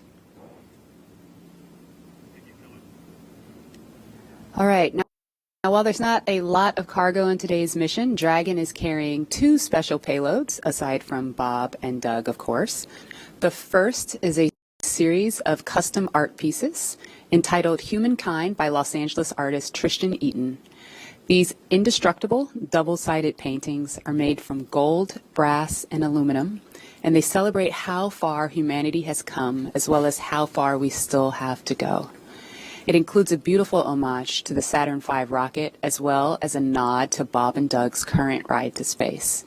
You can find more images and information about these pieces on SpaceX's social channels. Next, in the spirit of inspiring the next generation of explorers, we wanted to celebrate the class of 2020, from kindergarten all the way through graduate school. SpaceX and NASA invited students from around the world to submit their photo to fly on America's first human spaceflight in nearly a decade. Each graduate's photo was used to create a mosaic image of the planet Earth, which we printed and is being flown aboard Bob and Doug's flight on the Crew Dragon spacecraft. We received nearly 100,000 photos. So thank you and congratulations to all the world's graduates. I am so proud of what we're doing today. And I think about regular people flying in space on a SpaceX rocket one day. When I first went to space, I thought my primary task of installing the Columbus laboratory would be my aha moment, but it was when Peggy Whitson invited us over to the Russian segment to have a meal. She said, "You guys bring the rehydrated vegetables, we'll have the meat." And we're doing this, having this meal, and it's with African American, Asian American, French, German, Russian, the first female commander breaking bread at 17,500 miles an hour, going around the planet every 90 minutes. And when I think of that perspective shift that I got looking out the window, flying over my hometown, flying over Leo's hometown in Paris, flying over Yuri's hometown in Russia, it brought us all together as a civilization. And I think that's what spaceflight does for us. The more people that have the opportunity to go to space will feel like it's an international family of people working together for the good of humanity and all humankind. Absolutely. And it's exactly what that piece of art was all about. Yeah. And following today's mission, we will be one step closer to a future where we can all have that experience. We can all have that orbital perspective and the ability to explore new worlds. In just over an hour from now, Bob and Doug will be the first people to launch on an American vehicle in almost a decade. For the team at SpaceX, it's really hard to put into words how honored we feel about the trust that Bob, Doug, and NASA have put into our team to carry out this critical mission. I worked on Crew Dragon for 2 years, and I can just imagine what all of my friends and colleagues are thinking right now as they sit in anticipation and excitement for what's to come. Absolutely. And speaking of those who have carried the hopes and dreams of science and exploration, we have a few shout outs to share with you from some big fans of NASA and SpaceX. Wow, we're making history again. The NASA program. I'm there with you guys in spirit. Bob, Doug, good luck. I know you'll be fine. I'll be watching and got everything crossed, arms, legs. I'm tied in a knot. Can't wait for you to get back safely. This is the first time a U.S.-built rocket has taken people into space in 9 years. It's quite an accomplishment. So for us at the Planetary Society, more rockets means more exploration. More people in space means more exploration. More countries involved in the endeavor of spaceflight means more exploration. This is how we know the cosmos and our place within it. So congratulations, SpaceX. Here's wishing your team, and the crew especially, a safe journey and the joy of discovery. Let's go. And a big thanks to William Shatner and Bill Nye for those well wishes. And while we're keeping an eye on the pad, we want to bring in NASA astronaut Rex Walheim. If that name rings a bell, it's because he flew 3 space shuttle missions to the International Space Station, including the final one by Atlantis, STS-135. He was one of the last 4 people to ascend the tower at Pad 39A and head to space. And he currently is Deputy Director of Safety and Mission Assurance at Johnson Space Center in Houston. Rex Walheim, thanks for joining us. You and Leland actually flew together. Hey, Rex Dog. Great flight. Really enjoyed flying with Leland. Hey, old dog. Rex, you flew on the final shuttle mission, we said STS-135 with Doug, in fact. What's it like seeing him in Crew Dragon right now? It's great. This is what we've been looking forward to. You know, after the end of the shuttle program, you know, it was a very important time where we wanted to transition to this commercialization of space flight to allow these commercial companies to take our astronauts to and from the space station. So in the 9 years we've had since we last landed on Atlantis, we've really worked hard for that. We've worked with our SpaceX partners and our Boeing partners, and here we are. Today's the day. We're taking that first step in this new era. What do you remember most about launch day for STS-135? I think it was just you felt the weight of it. The space shuttle was a storied program, 135 flights, and thousands of people had poured their lives into this program to launch probes to the planets, to launch the Hubble Space Telescope, and then, of course, to build the International Space Station. So you knew the incredible accomplishments of this program, and so you wanted to finish strong. And then when it finally became launch day, you'd finished the studying, you'd worked really hard, and now it was time to kind of soak it in. And I think that's what Bob and Doug are doing right now.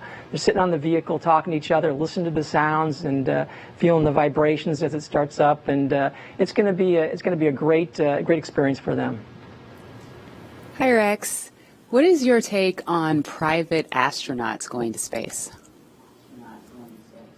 I think it's great. I think the more we can do to commercialize space, to make access easier, the better we are. And I think that's part of this whole program. You get the cost down, then more people can afford it. And you get the cost down, you can do more things in space, more science, more research. And it is a transformative experience to fly in space, and I wish more people could see that. When you look out on the planet, like Leland was talking about earlier, with your crewmates from different countries all around the world, it gives you a different perspective. It gives you a perspective that we're all crewmates on this planet Earth. And we kind of get that now with the pandemic. We understand that we're all in this together. And that's what the space program does. And I want to see more people get a chance to see the Earth from that vantage point. And I think it'll bring us all closer together. Hey, Rex, a very serious question here. The worm or the meatball? Leland, I saw you dissing the worm earlier. How can you do that? The worm is awesome. I'm so glad to have the NASA worm insignia back. It's great. All right. Well, thank you very much, Rex. We appreciate you. And as we watch Bob and Doug there in the capsule, we are an hour, 10 minutes, 57 seconds and counting from launch, and we're going to send it over to Hawthorne for an update. Jesse? Thanks, Marie. We're just an hour and 13 minutes away from launch, and things are really getting ready to pick up here. Since arriving at the spacecraft, Bob and Doug were helped by our closeout engineers to get into their seats, attach their suits to special umbilicals that provide breathing air, pressurized nitrox, and a communication link to Dragon systems. They conducted leak checks, which were successful, and communications checks with the Corps here in Hawthorne, which is the person who will speak to them directly throughout the entire mission, as well as the launch director in Florida. This is where they are checking their comm path through both ground stations and the tracking and data relay satellites that we'll use to talk to the crew the entire way to the station. That's right, and after those suit checks were complete, the closeout team was able to seal up the hatch, which also got its own leak check, and we confirmed that it was good to go. The closeout team at this point has already departed the area around the pad. They're about 25 minutes ahead of their schedule, and right now weather operators are kicking off their final check on wind speeds at the pad, which are going to be used, and they're really important for that final go, no-go for launch. Before we get to that final go, no-go, various teams at both NASA and SpaceX are going to do some internal go polls, just making sure conditions are good with Falcon 9, the Dragon, the crew, the range, and the space station before the final go is given. So let's check back in with Houston real quick for a status on the team there supporting the space station on their readiness for launch. In Mission Control Houston, led by Flight Director Zeb Scoville, has been polled, and we're go for launch. All systems on board the station that are required to be healthy for the mission are reported good, and we're standing by. Station power and communication systems are looking healthy, life support systems and thermal conditions are normal, and the trajectory is right on track to ensure that Dragon's flight will meet right up with the orbiting complex as planned. Chris Cassidy aboard the International Space Station is finishing up some tasks, going into his pre-sleep period, and will be able to watch the launch of Bob and Doug. Mission Control Houston will largely be in monitor mode for the first 18 hours of the flight, with the team here really jumping into the mix tomorrow when Dragon gets in range of the International Space Station and we begin integrated operations. So I'll send it back. Everything's green on our board from the International Space Station. Go Falcon 9, go Dragon, and Godspeed to Bob and Doug. All right, thank you, Gary. If you are just now joining us, you picked a really good time because we are 1 hour, 8 minutes and counting away from launch. And this is our coverage for this mission known as Demonstration Mission 2 or Demo 2. Liftoff time still holding for 4:33 p.m. Eastern, tracking no issues with Falcon 9 or Dragon, and we're still waiting for that weather to hopefully cooperate. We're still tracking a few things like precipitation and flight through clouds. We're hoping that clears within the next 20 minutes or so. Over the last 3 hours, our crew members, Doug Hurley and Bob Behnken, donned their SpaceX suits in the historic crew quarters suit-up room and made their way out to Launch Pad 39A. They walked out of the crew quarters building just as every astronaut to fly from this spaceport has done since Apollo 7. They were transported to the pad where the crew now on board the Crew Dragon spacecraft, and we're continuing to get views of them inside that cabin live. Today is a historic launch. It will be the first time a commercially built spacecraft will launch people into orbit, and the first time since the U.S. has sent people to the space station from American soil since 2011 with the retirement of the Space Shuttle program. Over the next hour, we will conduct a series of polls to get ready for launch, have Bob and Doug arm the launch escape system, and begin fueling Falcon 9. Launch is set for 4:33 p.m. Eastern. This will include a 12-minute flight to orbit and then a 19-hour flight to dock with the International Space Station at 11:30 a.m. Eastern Time tomorrow. Today's mission is the culmination of years of work between the teams at SpaceX and at NASA. Demo 2 is going to be an end-to-end flight test. We're going to start with launch today, go all the way to docking with the space station, and then when Bob and Doug come home, splashing down in the Atlantic. And this is going to be the final test for NASA to certify SpaceX for regular crew flights to the space station. And we've been hearing a little from the crew on board Dragon, which they are currently strapped into their seats, as you can see on your right screen. They're already through their seats, or they've already been strapped into their seats, and through communications and leak checks, they're able to follow all the milestones still ahead on those displays just above them that you can see there. Go ahead. Yeah, we're going to equalize the pressures in the common manifolds just to raise them a little bit. So we will be momentarily cycling the tank isolation valves. I just wanted to let you know for awareness. Just wanted to take a pause to listen into the nets. Okay, we appreciate that, Jay. So they'll be getting insight into all of the Dragon and Falcon 9 systems as we proceed towards launch. at T-minus 1 hour and 7 minutes. Let's check in with John Innsbrucker for a status update on both of those vehicles. What's the update, John? Well, the good news is we've had a smooth countdown this afternoon. SpaceX team is working no technical issues on either the Falcon 9 or the Dragon spacecraft. For the Falcon 9, operators have they're actually still in work. They're going to complete in a few minutes propulsion checkouts that are being done on both the first and second stages. The team will be assessing their launch readiness with a final go, no-go poll. That'll come at T-minus 45 minutes, and that'll be followed by propellant loading starting at T-minus 35 minutes. Now, earlier today, Dragon operators performed a series of checkouts of Dragon's flight systems. The spacecraft is also currently go for launch. Our NASA crew, astronauts Doug Hurley and Bob Behnken, that you can see inside the Dragon capsule on the right-hand side of the display, they are currently going through the various screens, simple checks. Their hatch is closed, suit leak checks are complete, comp checks are good. The next major event for Dragon is going to be retract of the crew access arm that you can see on the left monitor up alongside the Dragon capsule. That's going to happen somewhere between 45 and 42 minutes before liftoff. Now, the big one right now is the range. The range is currently red for launch from historic pad 39A. Now, the air and the sea space is clear, and the worldwide network of ground stations, as well as the tracking and data relay satellites, they are ready to support Dragon as it heads into orbit. But the range is red for the weather. We recently did clear, we went green for lightning, but we are still violating several constraints. Rain, cumulus crowds, field mills, which is essentially you can tell that the atmosphere is energized around the launch site. We are expecting that we'll possibly clear that. We're going to hear a weather briefing at 1 hour with the expectation that those conditions may clear shortly afterwards and allow us to move into propellant loading. Also, we've been releasing balloons. What we're seeing at the upper altitudes is conditions look good for Falcon 9 with Dragon. No concerns have been expressed by the GNC guidance team right now. Now, as a reminder, today we have an instantaneous launch window at 4:33:35 Eastern Daylight Saving Time, or just past 33 minutes after the upcoming hour. So we get one chance at it today. But currently, T-minus 1 hour and 3 minutes, just passing that. Falcon 9, Dragon are go. The range is ready to support, but now we're waiting on the weather as we've been expecting all afternoon. Thanks, John. We've got an extensive history now of flying Falcon 9 from the Florida coast, and just last year completed a test run of the mission that we're less than an hour from beginning here today. Yeah, the purpose of that mission was to demonstrate Dragon's capability to safely and reliably fly to and from the International Space Station.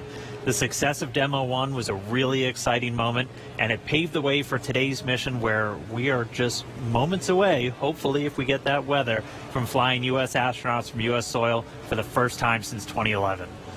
Dragon and Falcon 9 together have years of operational experience, or what we refer to as flight heritage.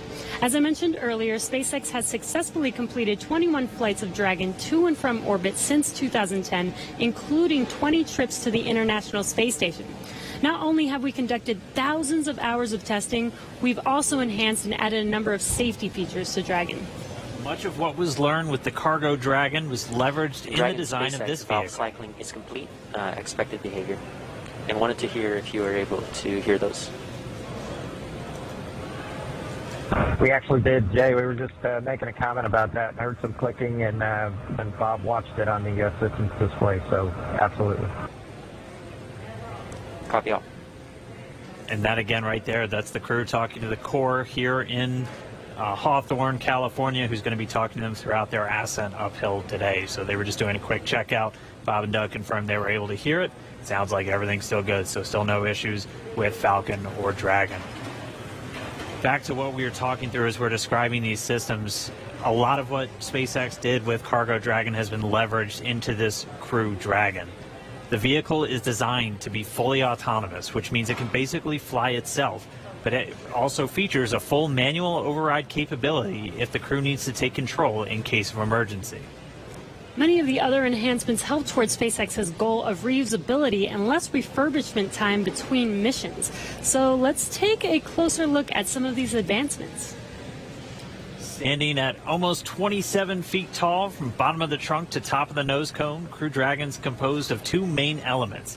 We have the capsule up top, which is designed to hold the crew and any pressurized cargo, and then an unpressurized section known as the trunk on the bottom. And the nose cone at the top of the capsule protects the docking system as well as the guidance navigation control system, or what we call GNC. The nose cone opens for docking and remains attached to the Crew Dragon spacecraft, unlike the previous version of Dragon, and that helps towards our reusability Dragon efforts. SpaceX, we are at T-minus 1 hour. We are go for section 6. When ready, we report go for launch. SpaceX Dragon will put section 6 in work. So the crew just has a couple checks, and when they are ready for launch, we're going to hear them report to the core that they are go for launch. Continuing to walk you through the Dragon spacecraft, opposite of that nose cone is the trunk. We can see it on the left-hand screen there, where it's kind of split right down the middle with the left side black and the right side white. The trunk provides an attachment point to Falcon 9, the Dragon capsule, and can carry any cargo uphill. On the outside, one half of the trunk contains a radiator that rejects heat from the active thermal control system into space using SpaceX's new Pagka-liftoff technology. The other half contains solar cells that are used to charge the spacecraft's batteries during flight. SpaceX Dragon, Bob and I are go for launch. And you heard that call out right Copy, there. go for launch. Next up will be the go, no go flow at T-minus 45. Bob and Doug are go for launch, and next Copy. up, We're holding in step 6.5. you're hearing it live from the nets. This is amazing, very exciting. The spacecraft is designed to accommodate up to 7 crew members with modular seats that can be removed and replaced by additional cargo. The seats are made of carbon fiber and will be custom sized for any crew members flying on board. That control panel that's centered between the pilot and commander seats consists of 3 touchscreen displays, and that just again allows the crew to operate the vehicle and fly it manually, but also look at all of their procedures, relative position over the Earth, the space station, any alarms, alerts, anything that they could possibly want to do on Dragon is through those touchscreens. And lastly, our Super Draco launch escape system is a key safety feature of Crew Dragon, giving the crew the ability to safely escape from the time of launch all the way to orbit. And that launch escape system was put into work a little bit earlier this year, again on that in-flight abort test. As we look to the future beyond this test flight, the first operational SpaceX crewed mission for NASA will be a little bit later this year after Bob and Doug come home. NASA astronauts Mike Hopkins, Victor Glover, and Shannon Walker, and Soichi Noguchi of the Japan Aerospace Exploration Agency, or JAXA, were chosen to support this mission, being called Crew 1. But today, Doug Hurley is the spacecraft commander for this mission. He previously flew on 2 space shuttle missions as the pilot on STS-127 and STS-135, which was the final space shuttle flight. Here's a closer look at Doug Hurley. Please review your launch commit criteria. Again, this is to review and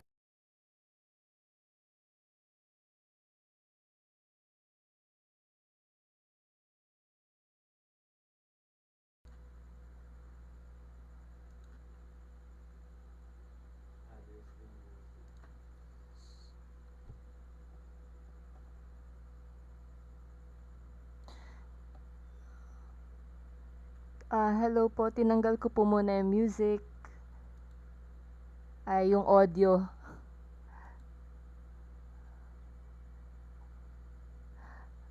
Christian Calara, kung makancel po, meron po silang backup dates. Itutuloy pa rin po, pero ibang date na. May 30 yung susunod na available na date. Pag hindi pa rin po pwede sa May 30, pwede rin ng May 31.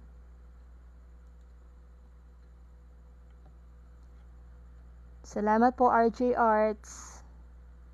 Naantok na po ba kayo?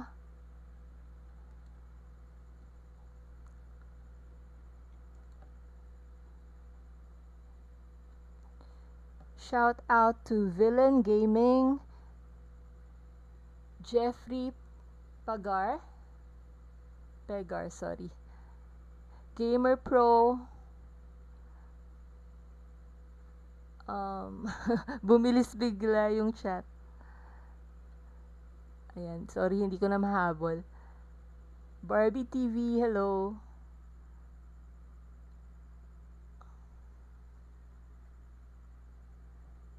Jamar Patrick Karandang. Thank you po, Christian Calara. Villain Gaming uli. Ayan, balik na po natin yung audio. Bob Behnken. He is the Joint Operations Commander for Demo 2, and Behnken previously flew on 2 space shuttle missions, STS-123 and STS-130, and also served a tour as Chief of the Astronaut Office. So here's a little bit more about the man who said testing out a brand new spacecraft is an astronaut's dream.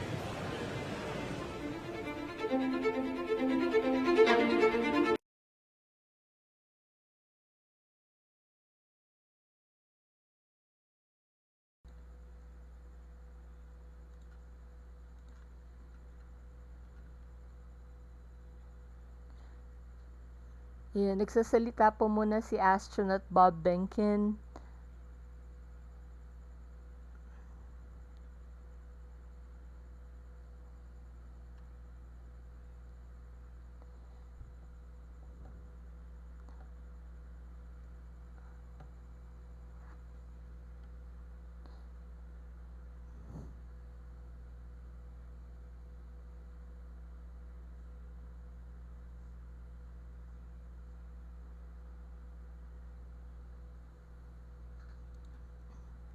Densky TV, okay naman po, nakakapag-post po ako.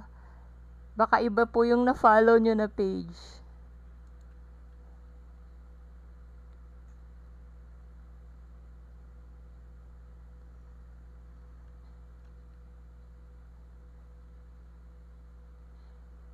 Shout out to Sean Michael Senior Balosa, John Erickson M. Salungsongan,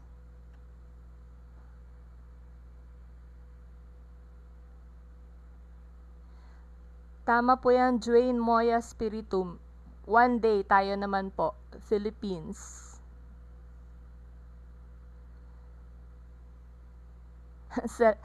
Salamat po, Ivler Gaming. Sana nga po mag-subscribe kayo lahat. Hello, Brian Duller. Shout out from Bernie Duller.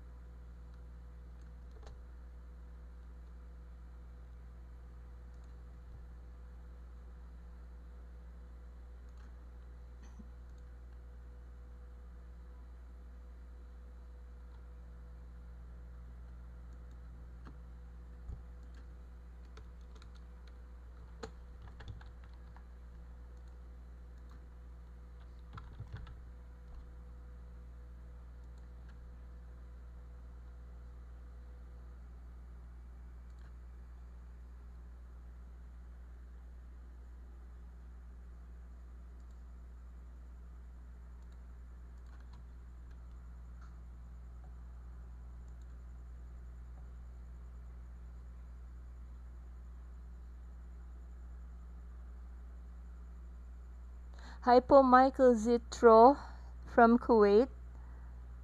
Shout out po sa inyo.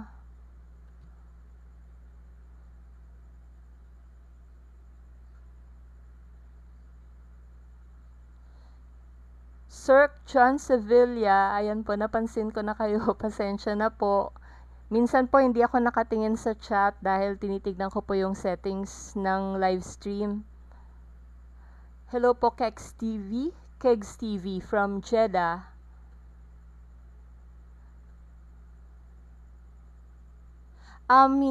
Wala po munang audio kasi po pag may music, pinapatay ko po yung audio. Ayan, lalagyan na po natin ng audio. Station. Right now, the launch director and the launch team are preparing for a readiness for launch poll. In this poll, the 13 members of the launch team will electronically indicate a go for launch. This is also the go for propellant load. Now, we're going to hear that in a couple of minutes, so while we wait, we are tracking you watching from all over the country. We're seeing large numbers of you logging on or tuning in from coast to coast, as well as around the world. We want to know, is this your first time watching a launch live? If not, how many have you seen before? Tell us using the hashtag LaunchAmerica from your favorite social media website. As for me, this isn't my first one. I've seen a lot, but everyone is exciting. Now coming up, we're going to go into a readiness poll, as I mentioned. Currently, right now, on other nets, the SpaceX launch director is checking to verify Hi po, the Elijah Dragon Manalang team is from ready and that the Valenzuela. NASA launch management team is ready. And Rick They'll come Skilled back Elite. at about T-minus 47 minutes with instructions And to the Tupac SpaceX TV. Falcon 9 team to make their final assessments. Then they log into the procedure. It's a little different Malapit than na the po old sila days where you mag-load hear ng a propellant. go, you know, position by position, all up and down the row. In this electronic age, everybody just clicks on whether they're go or no go. The launch director will then, at T-minus 45 minutes, summarize the end of the poll and will then provide instructions for the team. At the same time, we will begin getting ready for the crew access arm retraction, and we'll show you that on one Salamat of din the po Michael screens that we've got up. Zitro. JR Lagroma. Now currently Salamat we po are sa continuing to panonood monitor the from weather. Doha, The weather Qatar. is still red. It is improving. We're looking at one cell between the radar and the pad. We're keeping our fingers crossed that conditions will improve, but we're going to be watching that for about another 15 minutes. So it looks like we're going to be good to begin propellant load once we hear the polls, but we still have to get the get the range green so that we can actually do the launch in just 47 minutes from now. Let's listen to the countdown net for a moment.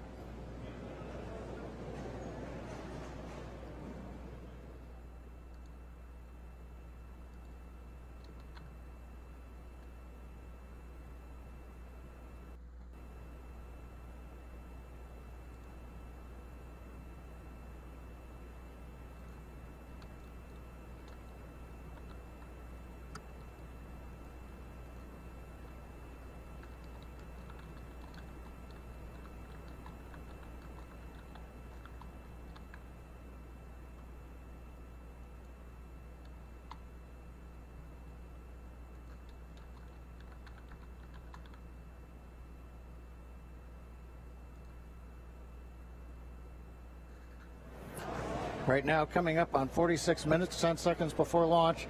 Didn't hear any significant chatter coming over countdown one. Yes, launch director in the countdown net. Poll is complete, and we have a go to proceed with propellant load. Launch control, proceed with swing into crew arm. Arming crew arm movement for T-minus 45 minutes. Thank you, launch control. A reminder in control room on hold and launch escape protocol. For non-urgent no-go conditions, brief CE or LD, and it will approve aborting the launch auto sequence and proceed to launch abort. For urgent issues affecting the safety of the operation, operators shall call hold on the countdown net. Launch control will abort the launch auto sequence immediately and proceed into the launch abort auto sequence. Operators shall also advise the launch director whether structural breakup or fire is imminent or occurring for Dragon manual escape flight rules. Remainder on fire alarm instructions. Here in Fire Room 4, the event of a fire alarm, key operators, previously briefed, will remain at their post while the alarm is evaluated. In the event that personal safety is threatened, we will evacuate to the south-facing emergency exit, which leads directly outside. One final reminder, we'll be arming the launch escape system momentarily. Need all personnel, please stay in your seats from now through orbit insertion and Dragon separation from the second stage. Crew access arm retract has started. And you've heard Mike Taylor, the SpaceX launch director, give instructions to the team. We've also just heard the call. The crew access arm retraction is underway. Great view from the camera inside the White Room as we see the arm moving away from the Dragon capsule, one of the major events necessary to get down to T0. The next one coming up will be arming of the escape system on the Dragon capsule. Now, right now, the next plan for Falcon 9, T-minus 35 minutes, we will begin loading propellant onto the first and second stages. Now, currently, Falcon 9's looking good, Dragon's looking good. The range continues to be go for launch in terms of the clearance around the launch pad, both the air and the sea space. Looking at the flight corridor, the ground stations, the NASA tracking and data relay satellites are ready to support. And we just continue to monitor the weather. Our team is getting constant updates. We're monitoring weather data sensors around the launch site, looking to make sure that we can get everything into the green position. The one that we're mostly looking at right now is how much rain we're going to get between now and liftoff, whether it's just going to be mild precipitation that's within the rules for loading propellant. That's what the expectation is, but we're going to continue to watch that. So fingers crossed, but right now coming up at T-minus 43 minutes, 18 seconds and counting, everything but the weather's go, and the weather is trending in the right direction. So we've got our fingers crossed here.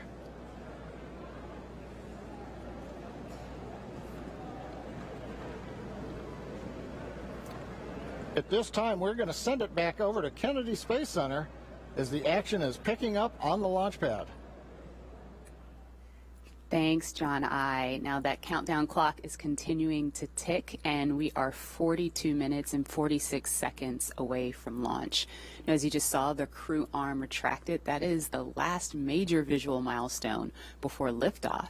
And we should be hearing out on the net soon confirmation that the launch escape system is armed. When that happens, all 8 of the Super Draco throttle valves are opened, which means that those engines can ignite. For section 7. Okay. So that means those 8 throttle valves are opened, and if those Super Dracos needed to fire in order for Dragon to escape off of the pad, they could. And so things running just a little bit ahead of schedule right now. Fuel bleed is complete.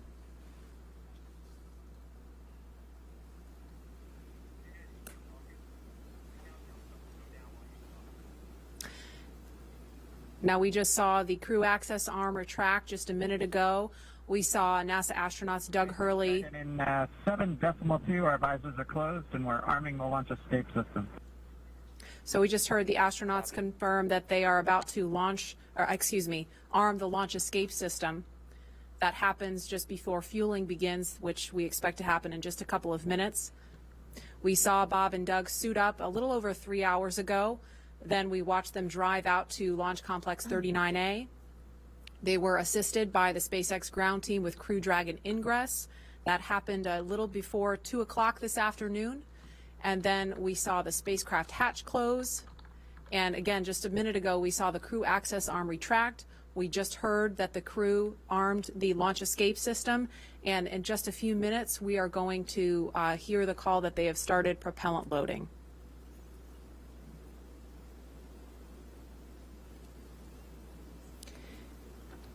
Launch escape system is verified armed. So we just heard that verification that the launch escape system is armed. We're switching to GN2.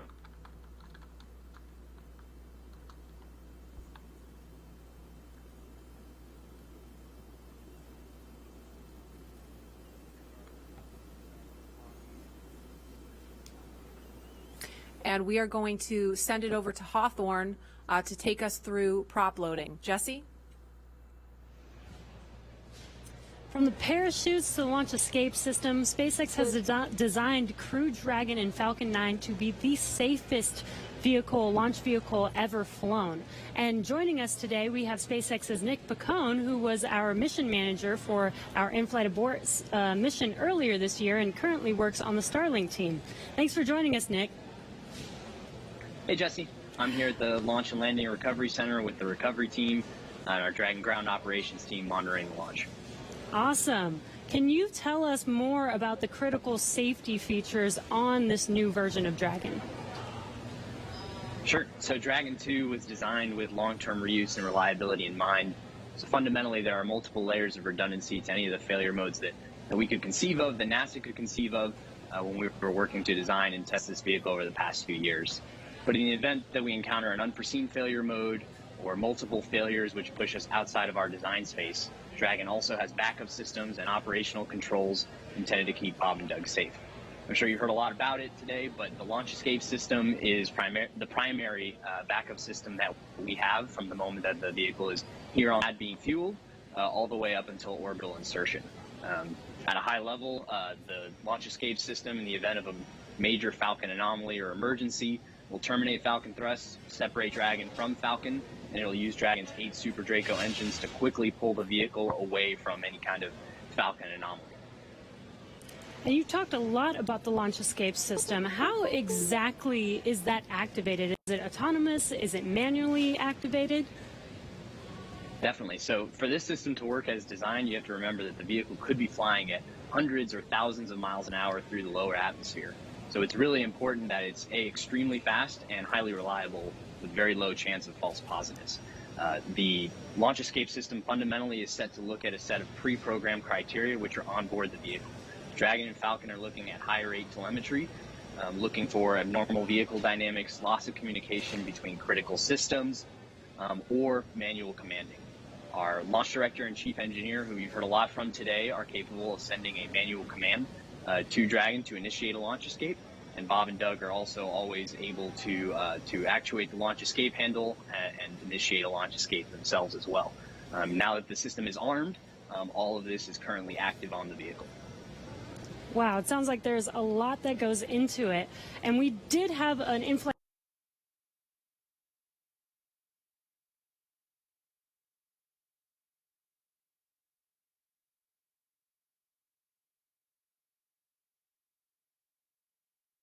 abort test earlier this year to test this out. Can you tell us what we learned from that test? Definitely. It was possibly the most flight-like test of an orbital-class booster in history. It was a fully flight-like test using a full Falcon 9 rocket, which we had to knowingly destroy in order to get this fully integrated system. For folks who didn't get a chance to see it, the vehicle followed a normal crew launch trajectory about a minute and a half into flight. We had Dragon autonomously trigger the launch escape system based on a reconfiguration of those triggers I was just talking about. And thankfully, we had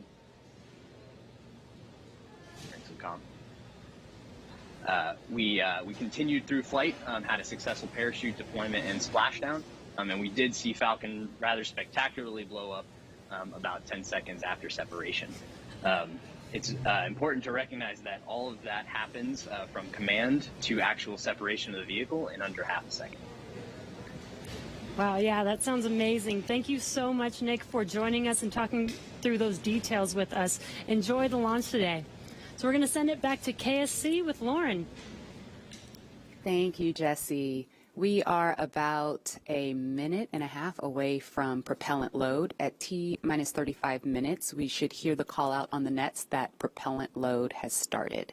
So that's about a minute and 13 seconds away.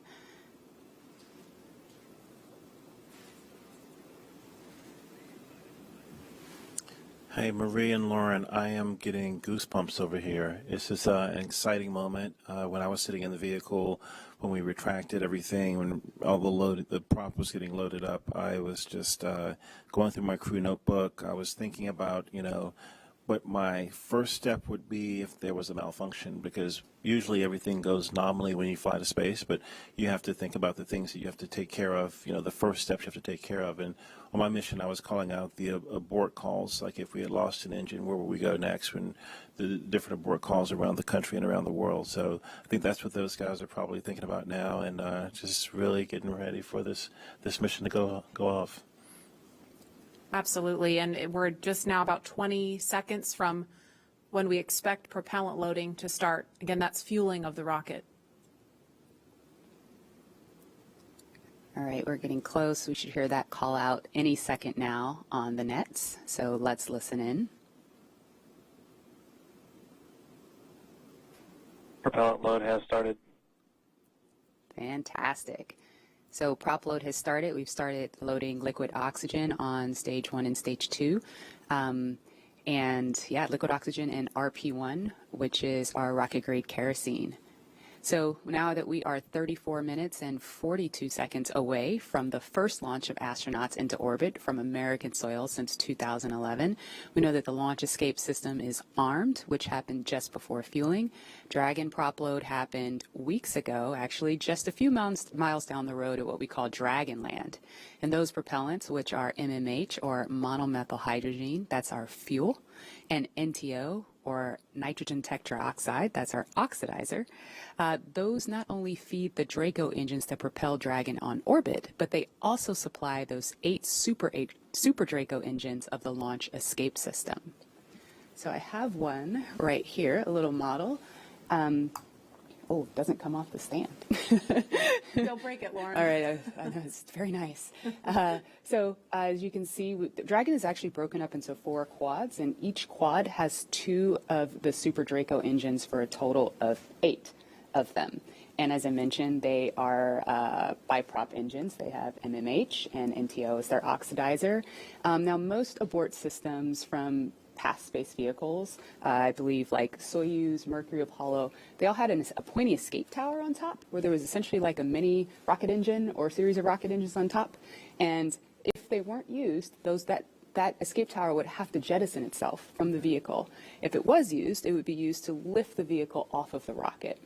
Well, Dragon is a little bit different in that its escape system is actually integrated into the vehicle, and that's great for a couple of reasons. One less thing you have to jettison on a nominal flight, and so they're pretty dormant, just those throttle valves open unless they're used, and hopefully they never have to be. And yeah, I mean, the other thing that offers you is the ability to escape from the pad all the way to orbit. Because if you jettisoned your escape system prior to that, you couldn't. So yeah, that's a little Dragon there. Again, right. New era, much safer design. Yeah, absolutely. Thanks for walking us through that, Lauren. Again, the launch escape system is armed. That protects Bob and Doug so that if something were to go wrong, they can shoot off of the pad away from the rocket and parachute to safety in the ocean. That is such a crucial safety capability. And so now we want to go over to Hawthorne for an operational update with John. Thanks, Marie. We are counting down those final minutes. Everything is still looking good on the Falcon 9 and the Dragon vehicles for an on-time launch, but weather is trending the wrong way right now. We're keeping our ears open in case we hear that the weather is going to be no-go for the rest of the count. Right now, we are counting down at T-minus 32 minutes. Stage 1 locks and Falcon 9 RP1 did flow rates begin are nominal. propellant load at T-minus 35 minutes, right on time. The propellants we use on Falcon 9 are a fuel, which is rocket-grade kerosene, also called RP1, refined petroleum. We use an oxidizer, and that's the super chilled liquid oxygen, or LOX as we call it. Those two propellants come together, but they don't like, so we need an ignition source to complete the fire triangle. For this, Falcon 9 uses a fluid called T-tub.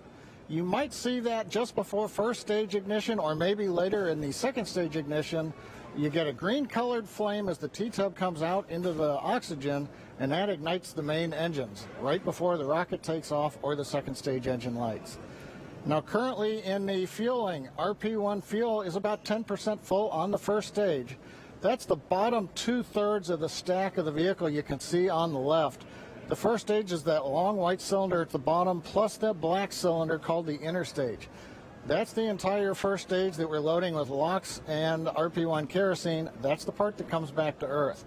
The second stage just above it, the white cylinder, and then above that will be the Dragon trunk and the capsule. Now currently the second stage is also loading fuel with RP1. That's about 8% full right now.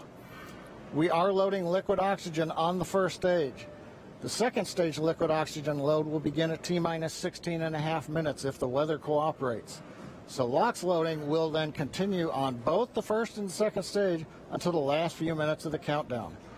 Helium loading is also underway into pressure vessels on the second stage. We use that to pressurize the tanks in flight as the propellant is being pulled out by the Merlin turbopumps. Dragon on board the spacecraft. You can see the astronauts are monitoring systems while propellant is loaded into the Falcon 9. Now when we flew the first demo flight last year and then the in-flight escape test earlier this year, the sounds inside the Dragon capsule were recorded. So as part of the training, the sounds of the propellant loading were played back to acclimate the crew to what they're experiencing now. I'm listening to some discussion on one of the back nets, trying to track where we are with the weather criteria. We're just passing another weather gate right now, trying to see whether or not the conditions are go. In certain situations, when the weather is no-go, you have to wait 30 minutes, and we are now inside of 30 minutes. But if the cloud moves away, if the conditions improve, we may be able to continue the countdown for another 14 minutes and reassess. So we're waiting to see whether or not we can continue the count. Currently we are. The range, they're ready to support with no problems in the air and the sea space area. But again, the weather, that's the one that's looking bad, and we're going to continue to listen. And as a reminder, today we have an instantaneous launch time.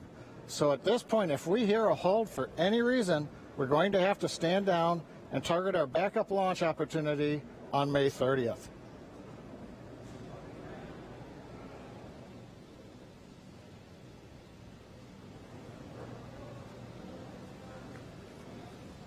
For Demo 2, Bob and Doug's flight to station will take about 19 hours, and their journey is fairly similar to the trip our cargo Dragon makes back and forth to the International Space Station, with two noticeable differences: docking and splashdown. As we await T-0 in just a little over 28 minutes from now, ground operations teams just doing those final series of system checks, making sure both Dragon and Falcon 9 are ready for liftoff, and really keeping an eye on that weather. And you're just continuing to get live views of the teams. You've got Falcon 9 and Dragon on your left, and then Bob and Doug on the right as they prepare at the Cape for liftoff. Once we hit T0 and a successful launch occurs, we will watch Falcon 9 and Dragon make their ascent until Falcon 9 and first and second stages separate and send Dragon on its way to the space station. And once it gets on orbit, mission operators will prepare Dragon for on-orbit operations, where Dragon will execute a series of burns that are going to gradually raise its orbit to align more closely with the International Space Station. And you're seeing some of that track in the animation on your screen right now. After doing enough of those burns, they'll put Dragon... Oh, sounds like we're going to get a weather update real quick for the crew. Go ahead, Spacer. Yeah, we're currently just evaluating a constraint on the field mill rule, which looks at lightning energy dissipation. We expect to have an update at about T-20 and more information there on whether we would be able to continue into the prop load or scrub at that time.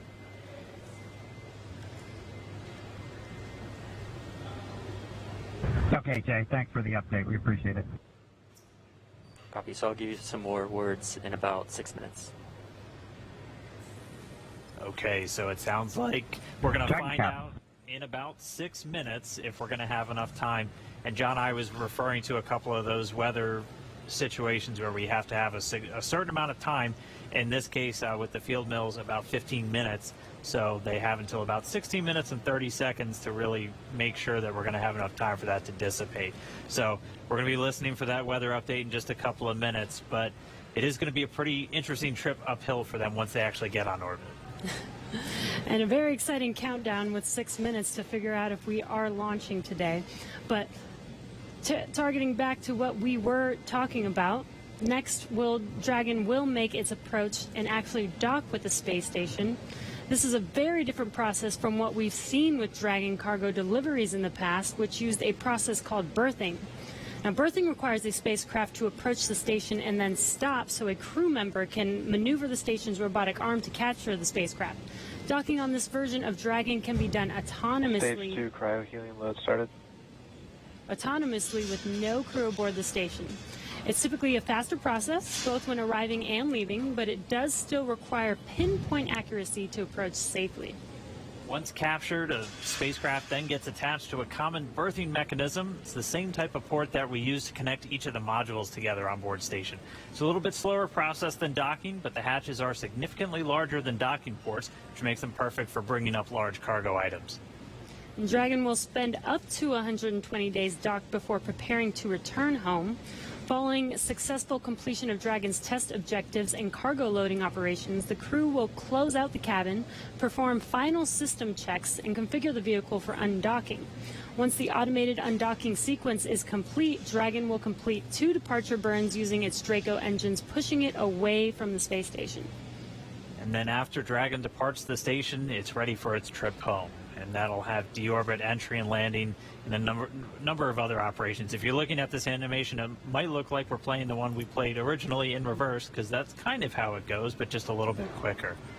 All of the operations following the final departure maneuver will include things like trunk separation, closing that nose cone again, executing a deorbit burn, and once they're inside the atmosphere, deploying drogue and then main parachutes, and then finally splashing down off the Florida coast, at which teams will move in, get Bob and Doug up out of the water, and get them out of the capsule once they're on the boat. So we have 4 minutes now until we get that next expected weather update. Let's go down now to the team at Kennedy. Marie? All right, thanks, Dan. If you're just joining us, we are now T-minus 23 minutes and 48 seconds from the first launch of astronauts to the International Space Station from U.S. soil in 9 years. We're going to find out in less than 4 minutes if the weather looks good for that. And this will mark the beginning of a new era where more people will be able to fly to space than ever before. In fact, we took a poll a little bit earlier to ask you if you had the opportunity to fly to space, would you go? And 86% of those of you watching answered that you would go to space. That's an incredible number. I think, realizing that you don't have to be a military astronaut or a NASA astronaut to fly in space. You can be a regular civilian, just a regular person going up to space on a SpaceX type rocket. So I think that's why the numbers are so high. Yeah, and we are really thrilled to see all the folks watching along online. I know we certainly hope that that this is a go, but we're going to hear a little bit of a weather update in less than 3 minutes now. And Leland, I know they're waiting for a weather update, and they've come, almost all the way down the count. What do you think Bob and Doug are thinking about right now? We on SES 129, we were having some weather problems, and I think we were getting close to the countdown, and then it seemed like the sky just cleared up right above our heads. We saw it, and we knew where we were going. And we always know that you can have any types of delays, fuel prop delays, all kinds of things that can happen, but we've trained over and over and over again for these types of scenarios. And so we want to be safe. We want to be safe for our families, and we'll do this another day if it doesn't work with the weather. I love that John I always says weather. It's that thing that everybody talks about, but no one can do anything about it. I know. And it is this interesting thing of just, succumbing to Mother Earth. She's going to tell us if we can go or not today. Right. Yeah. Well, if it happens, look at it this way. Bob and Doug got one really great rehearsal in, right? It's always best to practice and practice and practice, yes. So again, we're less than 2 minutes now from that weather update that is going to go directly to Bob and Doug, and we will quiet down so we can listen in for that, because I know we can't wait to find out what that is. And those of you watching that have been following along, we are eagerly awaiting to hear whether the weather is going to be a showstopper today.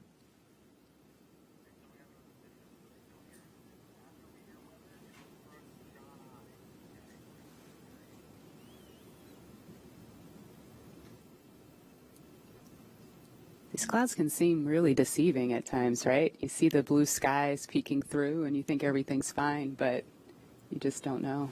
That's why we have those launch weather officers. Absolutely. And I know, we've talked about it before, but it's not just the weather in Florida that they're looking at. They've got to look at weather downrange. If they were to have an abort in flight and they needed to come down somewhere in the ocean, they need to consider what the weather's like out there, because recovery teams have to go out and get them in a situation like that. So there's so many variables, and that's why not just with this flight, but with every human space flight we've had in the past, there's always a very good chance of a scrub, because you do have so much criteria that you have to meet. And we're going to listen in now. We're just seconds away from a weather update. Stage 2, RP1 load complete.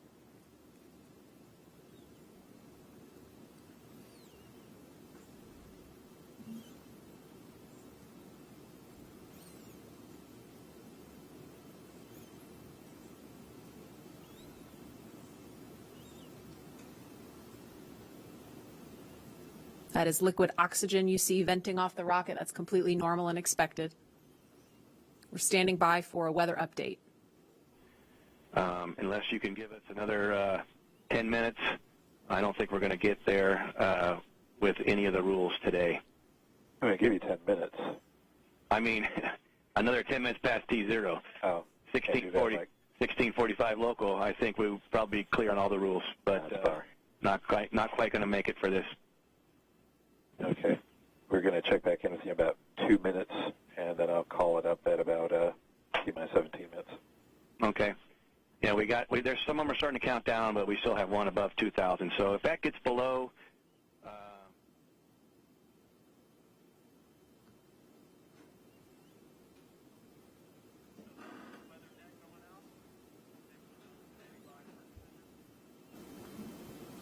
And that didn't sound great right there. That was the weather net going out, but we're still standing by for a final decision.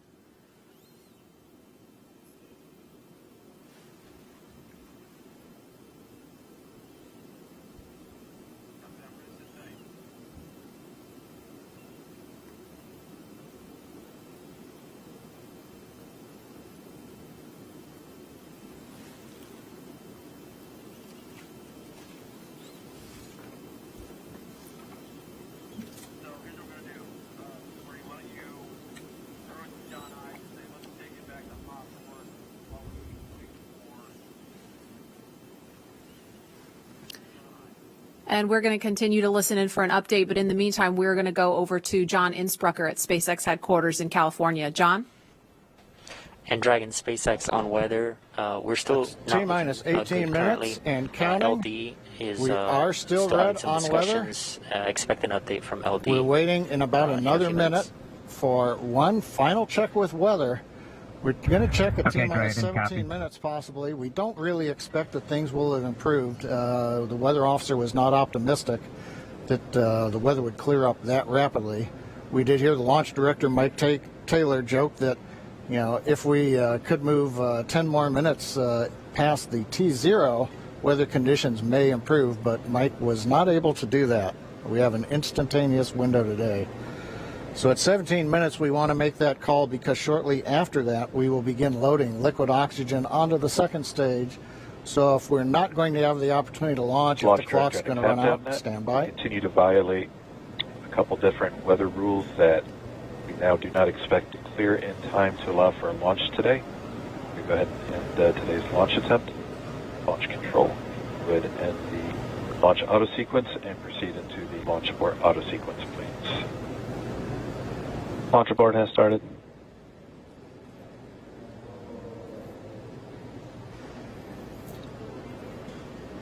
And Dragon SpaceX, unfortunately, we are not going to launch today.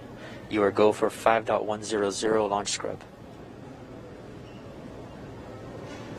5.100. It was a good effort by the teams, and we understand, and we'll meet you there. Copy all. We've heard the call from the crew. They have been informed. Launch director Mike Taylor has called a scrub for the day, and we got the feedback when the Dragon team informed Bob and Doug. They said we gave it a good try, but they understand, and we are here to try another day. So right now we did officially hold the clock. It looks like at T-minus 16 minutes, 54 seconds.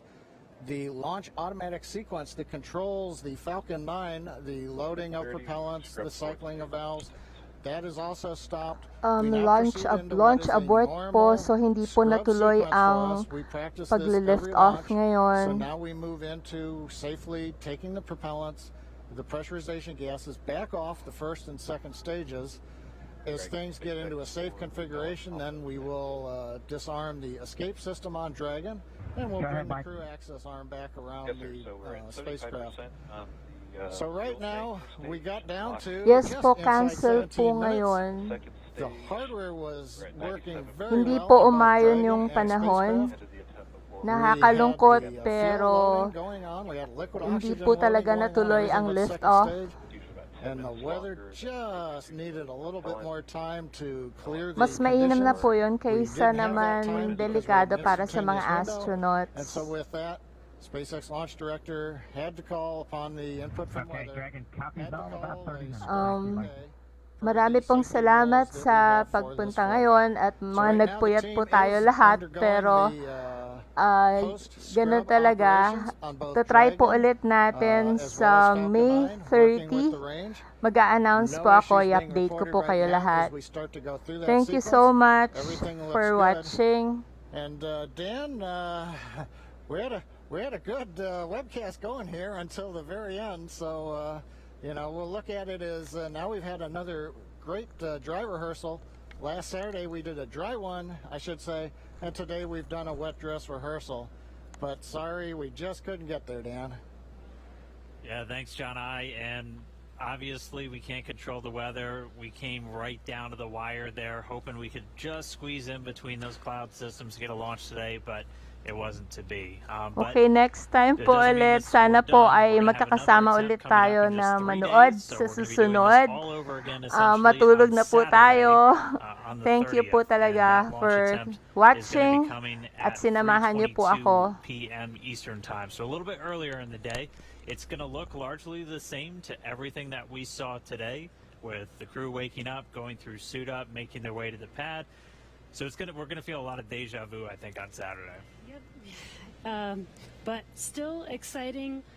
Safety is always first, so if weather was not there for us today, hopefully Saturday it will be there for us and we will have a safe launch on Saturday. Kung nagustuhan mo ang video na ito, please click the like button. Again, kung hindi ka pa nag-subscribe, pakiclick po ang subscribe button at pati na ang bell para ma-notify ka sa mga susunod nating videos. Ano ang masasabi mo sa topic natin ngayon? Please comment down below. Thank you very much for watching and see you on the next video. God bless. For any technical issue, we're going to continue and follow along with Bob and Doug until they're out of that capsule, as again they had started loading fuel onto the Falcon 9 rocket, so they'll have to wait until all that fuel comes off. They'll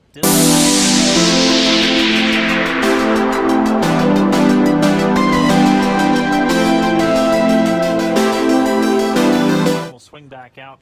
They'll make their way once again back the way they came, and then it'll be back to crew quarters for Bob and Doug for a few more days.